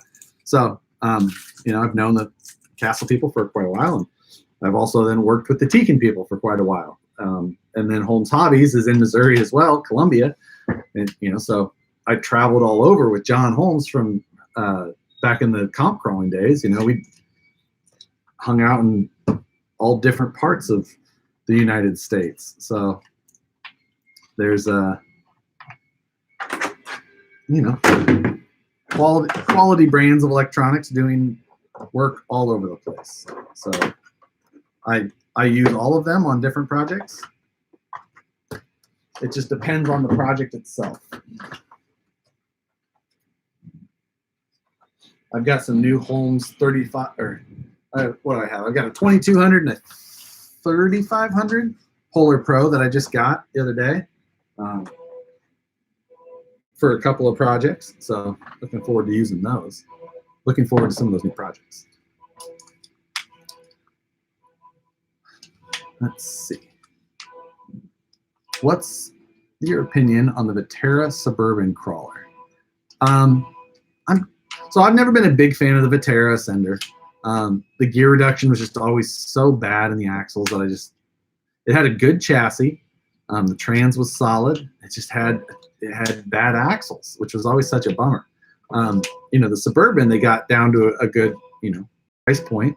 It's got plastic links, but they're steel reinforced through the middle, which is a nice, a nice bonus for a plastic linked vehicle, and it's an attractive price. So, for those reasons, it's there's some pluses there. It does have super swampers on it, which I'm never a fan of, but it's because so where I grew up in Nebraska, everybody with their big stupid trucks wanted super swampers, and I hated them then, and I still hate them now. It's just because of that. You know, like the Proline TSLs work really well, but I won't run them. So yes. What cool things are in store for the Red Cat? I really don't have any plans yet. I'm gonna finish these damn measurements. Then I'm hopefully going to shoot a video with both of these today. And then I'm hoping to take them both out tomorrow and shoot more video. And then after that, if I do something, it will likely, I don't know. I have no idea. I really have no plan. I don't have any plan for either of these trucks. I just have them taking up room in my office. Have you ever run 1.9s on a bomber? No. I've seen a couple of people do it. My buddy Brandon here put portals in 1.9s under his bomber. It's kind of cool, but not for me. I like the bomber as the bomber is. I think it's badass. It's one of my favorites.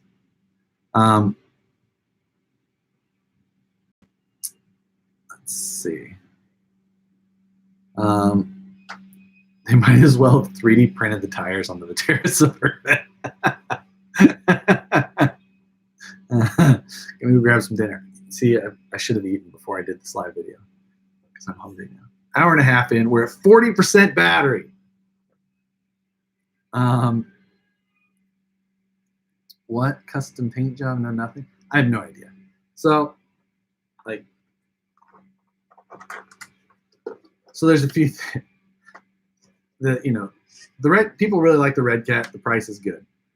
Personally, like just as always, I don't like super swamper tires, style-wise, whatever. Maybe these ones will work. I'm not sure. We're gonna run them either way.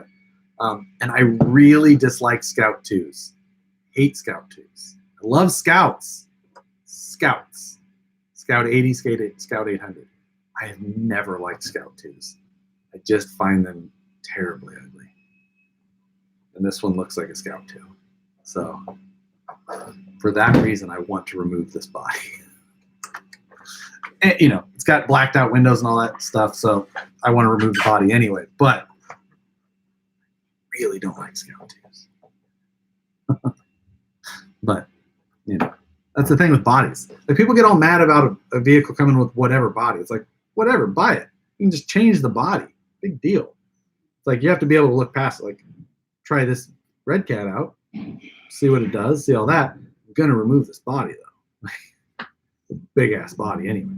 So we can get that out. We're going to put something different on it, and then it will be closer to what I would want it to be. What's my next project at VP now that the portals are out? We're always working on something, but I can't say.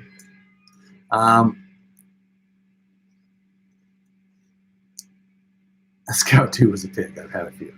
That's the, if you guys, Peterson's 4-wheel drive magazine always did the TTCs, and they had the DVDs that you could buy. It came out, and I just remember someone showing me one of them. It was like, someone had a Scout 2 that they were using to compete with in TTC, huge thing. I was sitting there like, oh, tell us a little bit about the truck. He's like, well, I traded a chainsaw for the Scout, and then Scout 2, and then it's like, sounds about right. Trade a chainsaw for one. I'm not even sure if it had to run. It's the chainsaw, not the Scout. Is there any way to clear the windows on the Gen 8?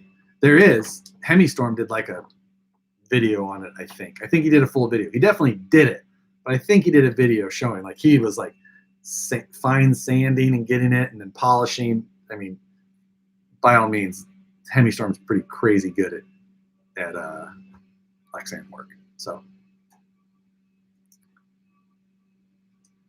the boys at VP get tired of hearing your ideas for the Dancing Rider. It's I'm not alone with my, I am alone with how much I like the Dancing Rider, but there's other people here who like the Dancing Rider as well. And especially once you get two of them next to each other racing, everybody loves the Dancing Rider. You can't understand how cool they are until you race two of them side by side. It's amazing. you going to do a review on printed hard bodies? No. Like, for one, a review on printed hard bodies, it's like, you can't really review them. It's like, because depending on who printed it or what it is, and then, you know, that's not for me. I'll leave that for other people. So, you know, how does the Sport bumper mount to the chassis? It's got posts, goes in through the front bumper support, just like the Red Cat, just like an axial. They're all pretty much the same. The Sports are rectangular rather than round. It's about the only difference. I want to see more hard bodies. Okay. Hard bodies are cool in some ways. They're just, you know, they're a lot more fragile. You can't run them that hard. You know, it's what they are for some people. They aren't. I'd like to take these things out and try the most ridiculous stuff I can. So, in a lot of ways, if I drive a hard body, you have to drive it much different, obviously. So.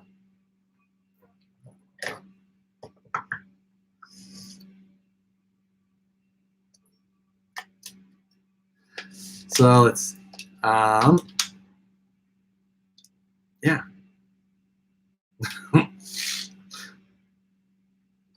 What else? See, now back to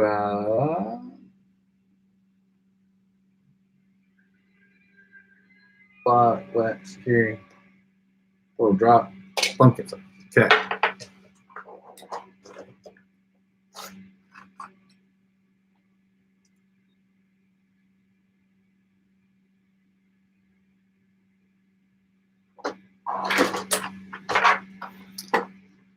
Let's see.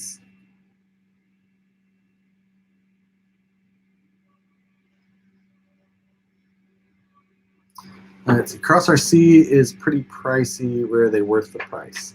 So I've only got one Cross RC. I would say they're kind of like on line with RC four-wheel drive. They're very similar. They feel very similar. The quality seems pretty similar. You know, it's one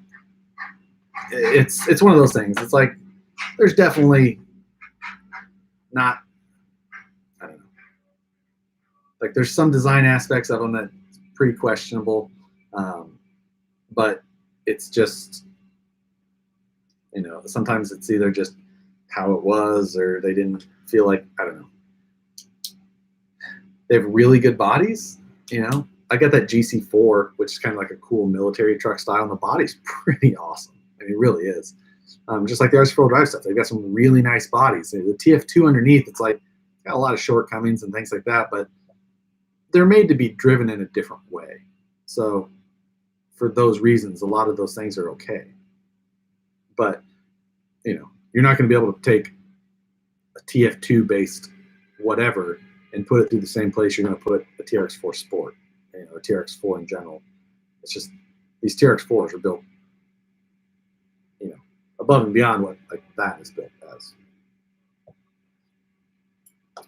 The Mammoth, like the BC8 Mammoth, that thing is cool. That big, crazy 8x8 thing. You know, that thing is, I think, but there's like four, you know, they do this a lot of different levels of things, like depending on, and they build with different components, you know, metal this or plastic this, or the Mammoth, I think, has even got like, if you buy the lowest level, which is still like $1,400 or something, it's got 3D printed arms on some stuff. And then if you get to the top level, there's CNC'd arms. So it's like, you know, there's crazy different stuff. It's like between $1,400 and $1,900 or something like that. But it's cool for what it is, you know. Like I saw it and I was like, dang, a big ass 8x8. I don't know where I would ever drive that, but it looks like fun. Not gonna lie, I would be pretty cool. So, you know, that's why they make brown shoes and black shoes. My dad said. Some people like brown shoes, some people like black shoes. All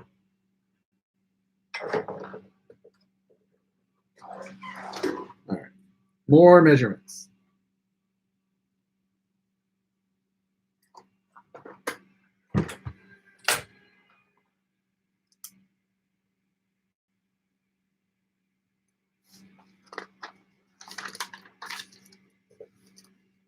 We are secretly waiting to see Harley build a Mammoth.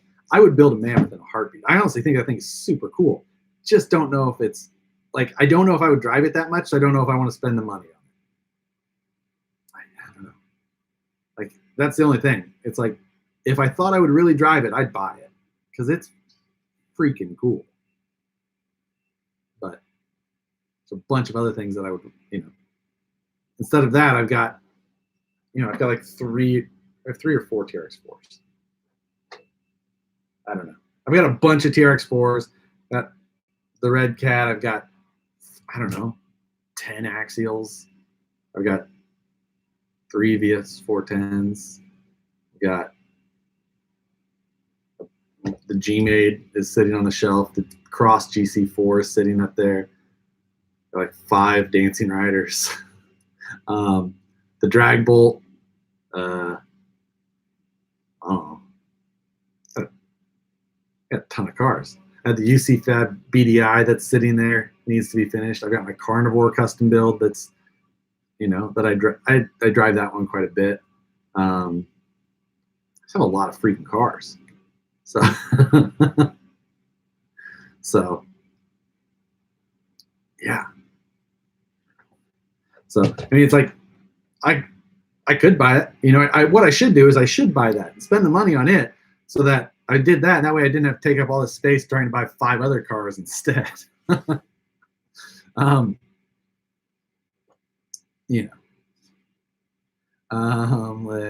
Wow. Curious what Horizon is going to do with Axial now.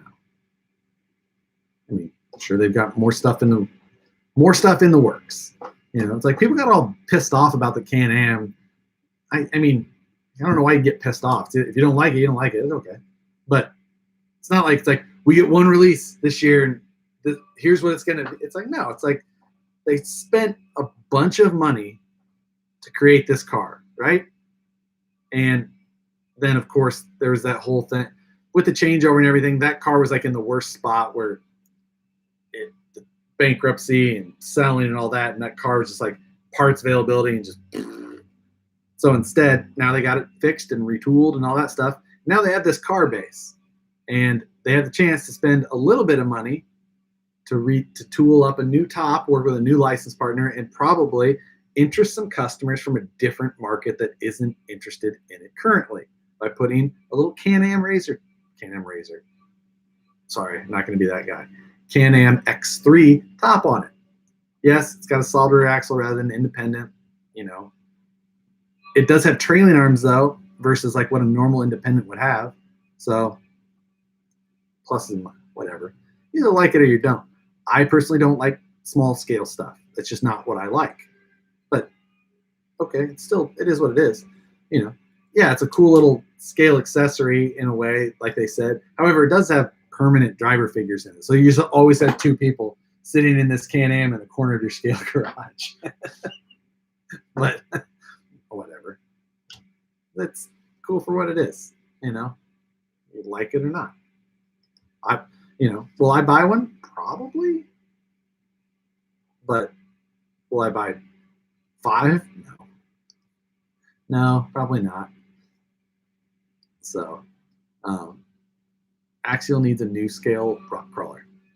Yeah, I wish they had like 5 more. I'd buy 10 more of each of those probably. But yeah, I've got my Bomber. I have a lot of cars. My RC car collection has got bad. Can you speak Italian? No, I cannot.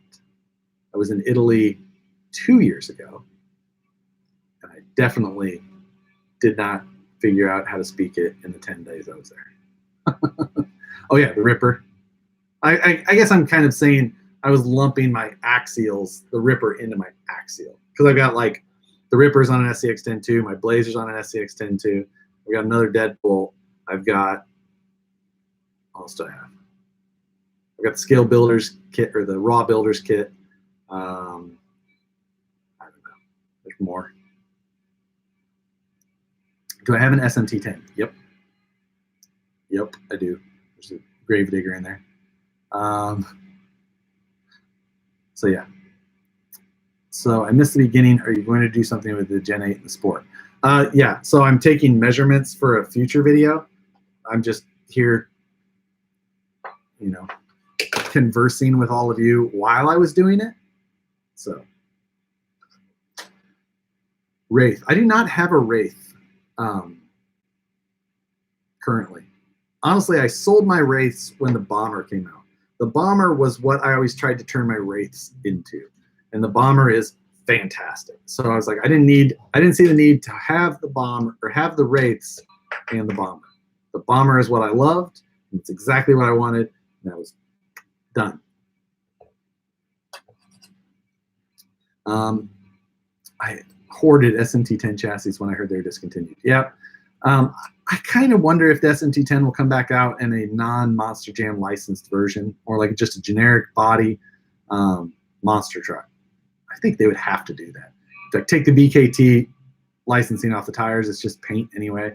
Put a standard body on it and just sell them at a lower cost. Done. I want to build a 6-door heavy Chevy dually, but don't know where to start on the chassis. Just add some shit on. Just keep nailing stuff on till it's long enough, I guess. You know, just go find some material. Go to Home Depot and find something. Just one of the best materials Home Depot has is the angle aluminum. It's about 1/8 inch wall, maybe a little less. You can make it, cut it with a Dremel, sand the edges smooth, bolt it on in a few spots, and you got an extension. Like, super simple. Paint it black. It'll match good enough. There you are. Gravedigger's a lot of fun with some mods. The Gravedigger in there is basically stock.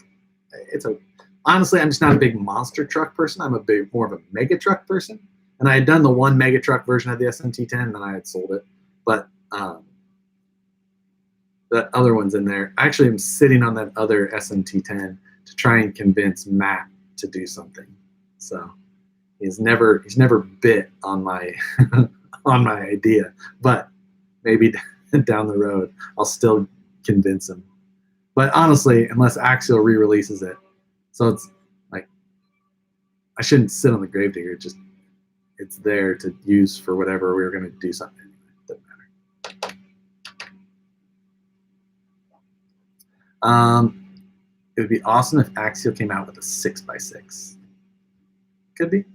It's one of those other things. It's just like, there's a market of people who want to have 6x6 stuff, and I've thought about it in the past, but just never have. I don't know. It's one of those things. 4 wheels is usually enough for me. Someone who needs cable actuated steering to eliminate bump steer. Like, here, there's a lot of issues with a cable operated steering. People have tried it in the past, and it just, a lot of issues with it. It's not as easy as it sounds. It's just, there's a really good reason that we use link steering. It works much better. You can eliminate bump steer by just having a properly designed 3-link with panhard. It's been done numerous times. It's amazing that sometimes it's not done properly. I really hope we see an AR60 V2 this year from Axial. I wonder. I mean, it seems like the market is very obviously going 1.9. Like, that is the route where we see most people going. 2.2s are much less popular now. I love 2.2 stuff. The Wraith used to be my favorite. The Bomber was an absolute blast, but I just don't use them as much now because everybody's running 1.9s. So I go everywhere with a 1.9 truck. So I'd be really surprised if like a new 2.2 release was high on their list. I don't see it. Everything is 1.9s. You know what everything is not? 155. You 155 guys. Get out of here if you want. There's cool stuff in 155 too. It's just being a smart ass. Let's see you throw a stock SCX-10-2 in whatever you're planning for the two in front of you. There's a lot of debates going on about those three. They're just very different. you know, an SCX-10 II is much more scale in respect to drivetrain style rather than the Portals. It's just these two are obvious side-by-side competitors for that reason. You know, SCX-10 II is more properly scaled.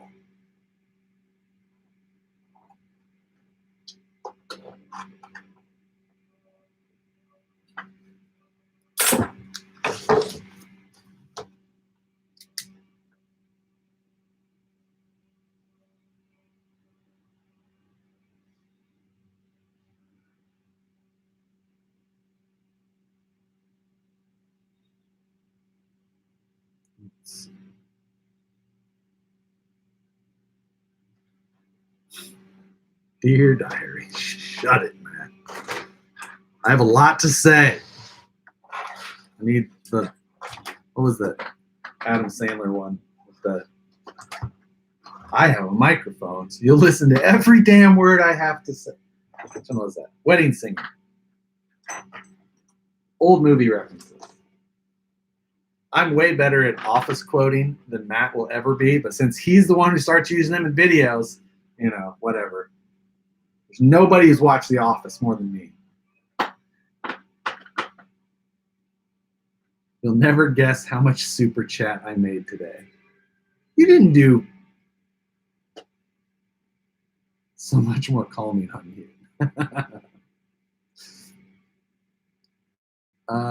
Toolbox I have to my right is general. How's the quality you're talking about? You want for myself. So this is RC tools only. I'm not a everyday mechanic. My 4-drawer one has worked amazing for a long time. The one thing that pissed me off with this one is that this lower drawer here rubs slightly on this drawer. You can see how so it rubs right there. And there isn't any way I can adjust it because it's riveted. Kind of sucks. One huge bummer there. Beyond that, it's worked out really well. And I got it for a steal of a price because I found a weird coupon and I got it for like stupid money. So I don't remember how I pulled it off. I think it was on Harbor Freight coupon database or whatever. But it was like a misprinted coupon because it said that the expiration date was twisted at like $189, which was like $100 off. And they looked at it and they're just like, well, that's it. Yeah, like this was a misprint. It should have been 19, but or it should have been 18, but whatever. So I got it. So I had to buy it. Had to be done, and it was a lunch.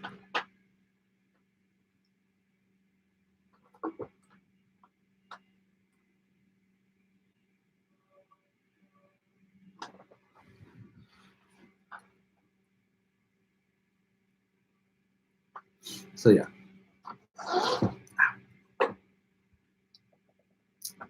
I have to go back and yes. I didn't really call you out, Matt. I just talked about a project that since one of the very first Monthly Mayhem discussions we did, I told you about one of the ideas. De Niro is stupido. Yes, stupid money. All right, next measurement.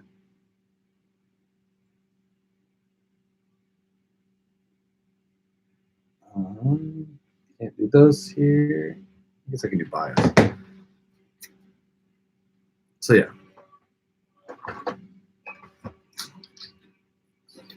I'm going to do them with battery.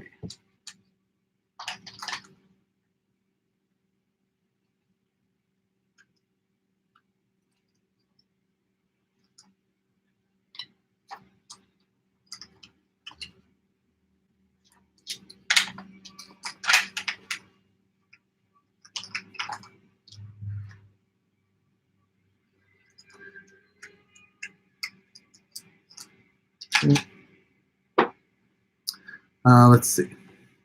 Have I ever used? Wait. A few months. Really enjoyed watching you two joust. Thank you. Matt and I had only started doing videos in collaboration since the Honcho budget build. But that was fun. And then it's worked out since. And now we just make fun, stupid videos together. Have I ever used RC tracks? No, I have not. It's just not been my thing. I don't know. I don't do much RC in the snow. So, not that they're not kind of cool. They're just not for me.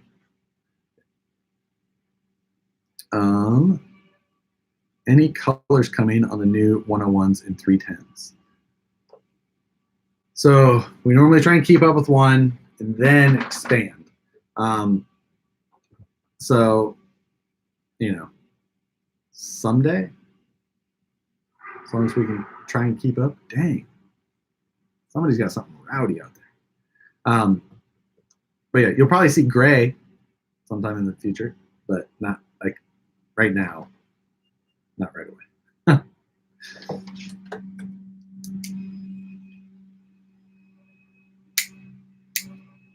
So what is the measurement of the diff clearance on both? We will find out in the video later.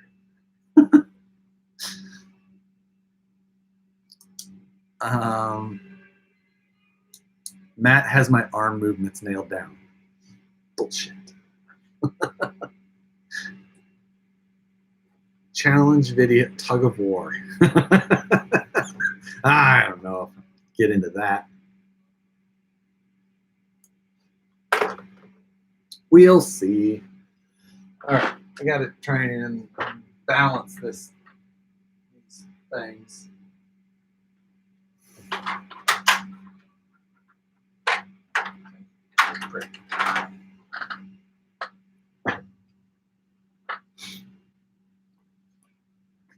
Let's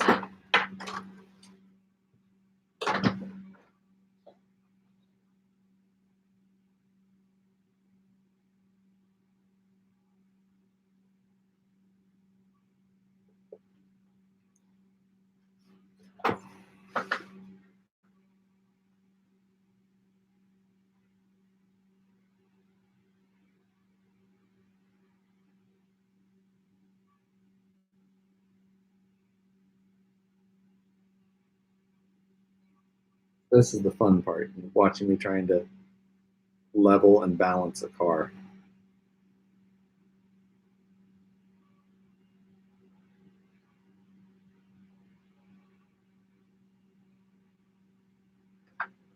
All right. What I forgot to do is grab my Sharpie.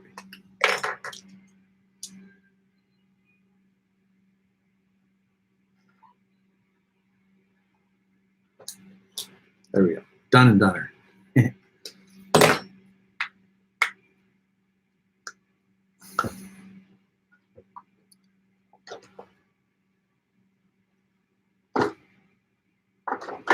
Oof.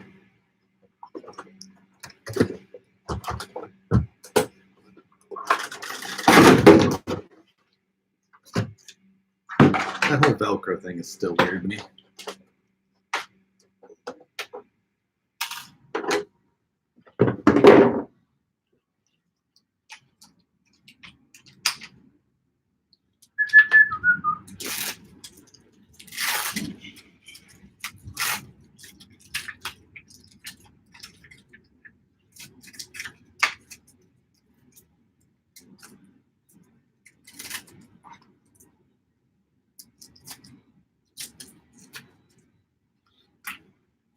Oh, if I'm going to take this thing out tomorrow, I need to make sure I get the battery plugs changed. That'd be real smart if I left here with a Traxxas plug on one and a Dean's plug on the other, and all of my batteries are XT60. I might have to go to the hobby shop. I might be out of XT60s. I think I remember that.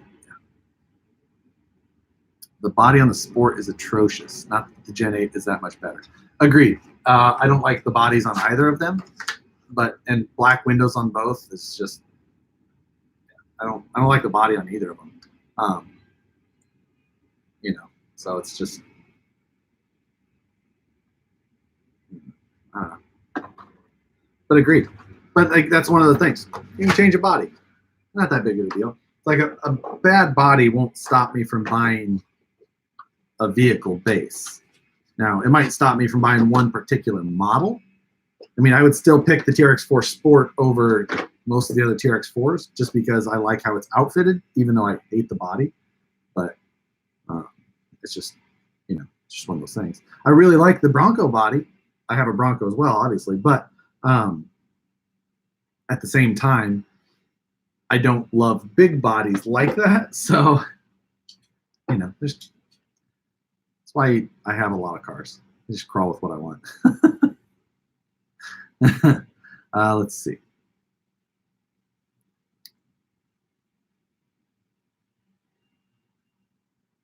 Croak from Matt, Harley smells. Is this true?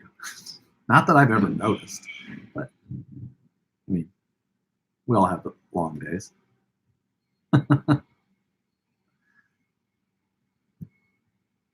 I just hate the Gen 8. The size next to the VS410 is crazy. It is a big ass car. I mean, it's a longer wheelbase than normal, and the body is enormous. But you put a small body on it, you get the bumpers where they should be, and you're not in bad shape. So, who is my local hobby store? RC Country and Fast Track Hobbies. Fast Track's super close to my house. And well, they're not as close as they used to be. They just moved recently. And then RC Country is here as well, and they're an awesome shop.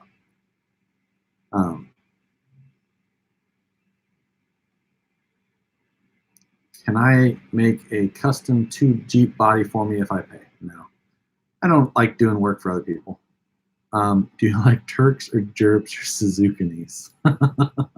Jesus Christ.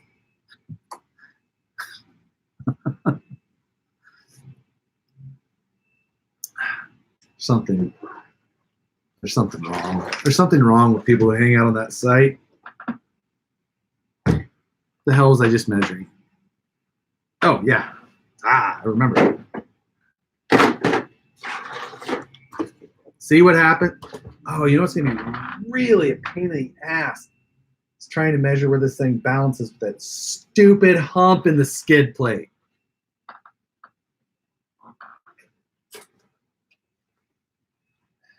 Unless it balances right in the middle of that stupid hump.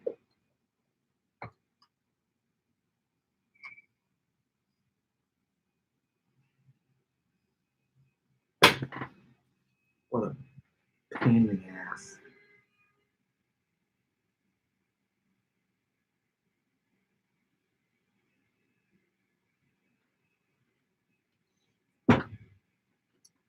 Well, that's going to be interesting.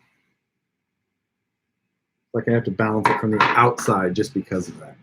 God.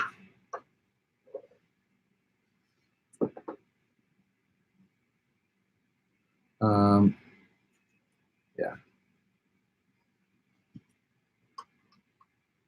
Got to love the Gen 8 hump. Yeah. I mean, I've seen I know there's lots of ways to remove the hump, but the fact that it came with it is bad enough. Like, it's ridiculous.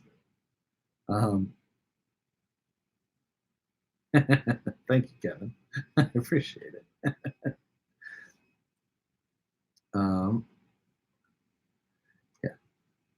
Yeah.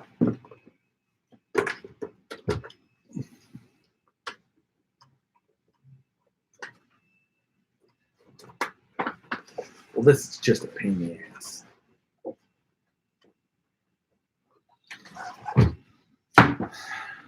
I'm omitting that measurement for now.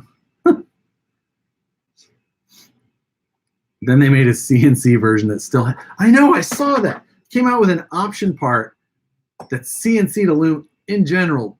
Machine skid plate is a bad idea. They're still kind of obvious that they're a company that doesn't quite grasp the market yet. But, you know. I think the Gen 8 hump is where the Gen 8 babies come out from. Oh, man. guys just print. Yeah, I know that it's obvious that there's fixes for it. You have to do it. The fact that it came with it in general shows the lack of, you should have known better. But yeah, turn it over and measure it from the roof. That's an option, although this roof is a little flimsy as well. I don't think it would I don't think it would give me quite the accurate measurement. So I'm aware that there's ways to get rid of it and that people have done reviews. I'm quite aware. It's not the question.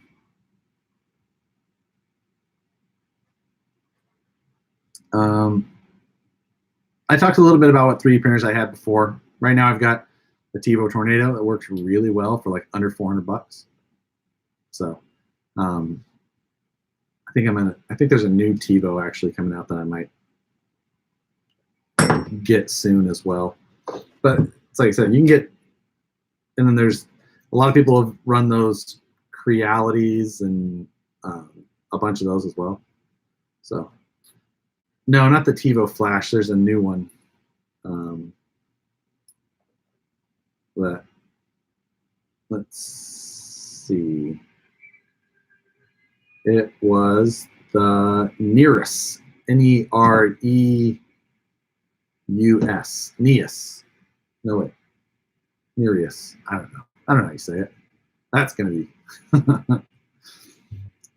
So, but yeah, the Creality stuff is pretty good. So a lot of people like that as well. So let's see. Okay, since his ass won't answer me, do anyone know in chat what size metal to use on metal chassis with round metal? I actually have a whole video showing how I build chassis. So there's like all kinds of, it's an in-depth video, goes into all of it in there. So you can check that out. It shows material sizes and different ways to actually weld it, and you can use all different kinds of sizes. It just depends what you're going for. I actually talk about using multiple sizes in there as well. Can you change the plastic to make parts more durable? Yeah, there's lots of ways to. There are lots of different materials.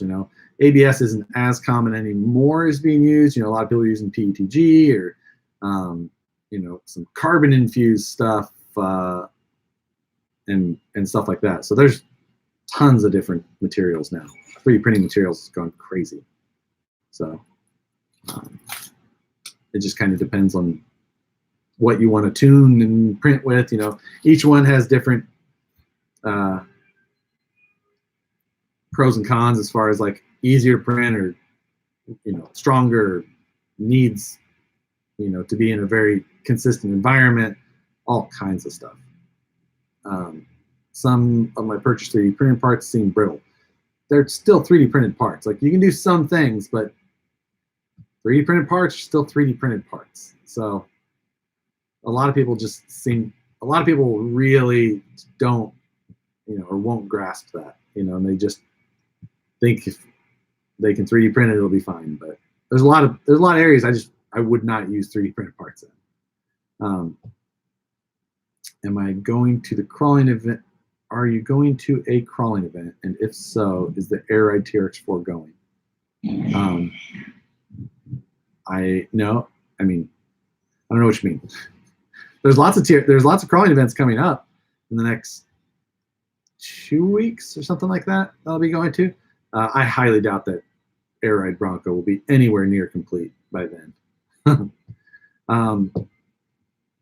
AX10 OG deadbolt axle, does it use the stock Burley tubes? Can't figure, wow.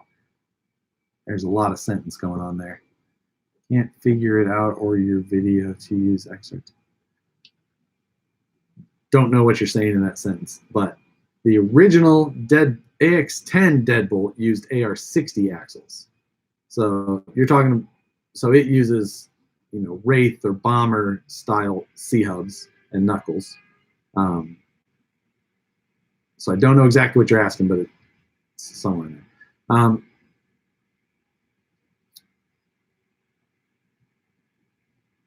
So yeah, it could be a bad printer, things like that, but 3D printed parts are still just, there's limitations to them. It's just how it is. What's a good 10-piece link kit for the Axial 69 Blazer? I don't have a good answer for that. 69 Blazer uses the 12-inch wheelbase. I don't have one for that yet. So the Incision one's a 12.3. Haven't done the 12-inch yet, but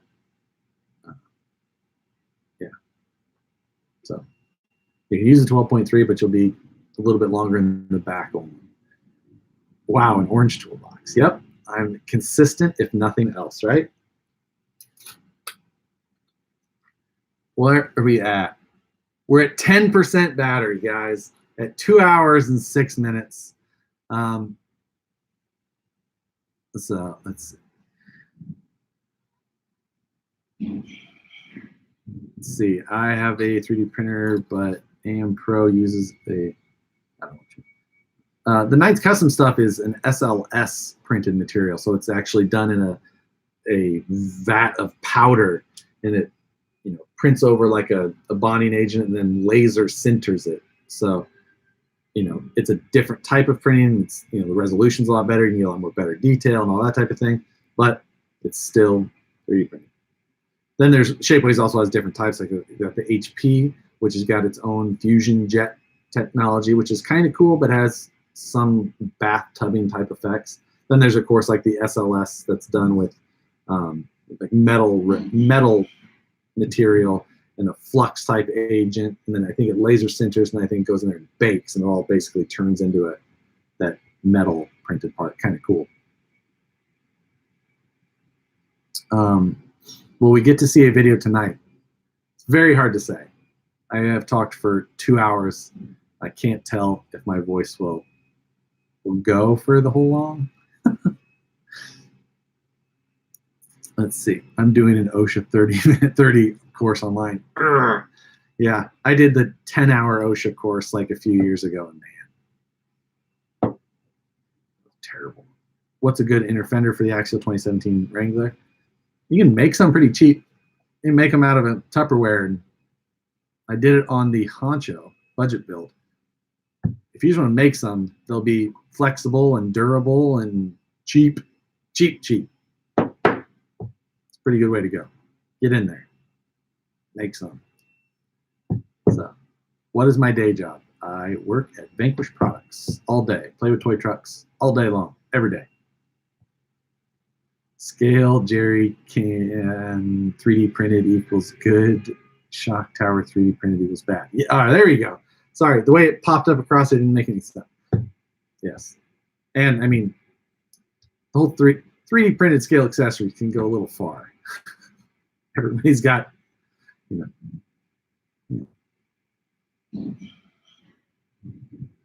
but yeah, there's benefits to everything. And, depending on how you drive stuff, sometimes it works out okay. But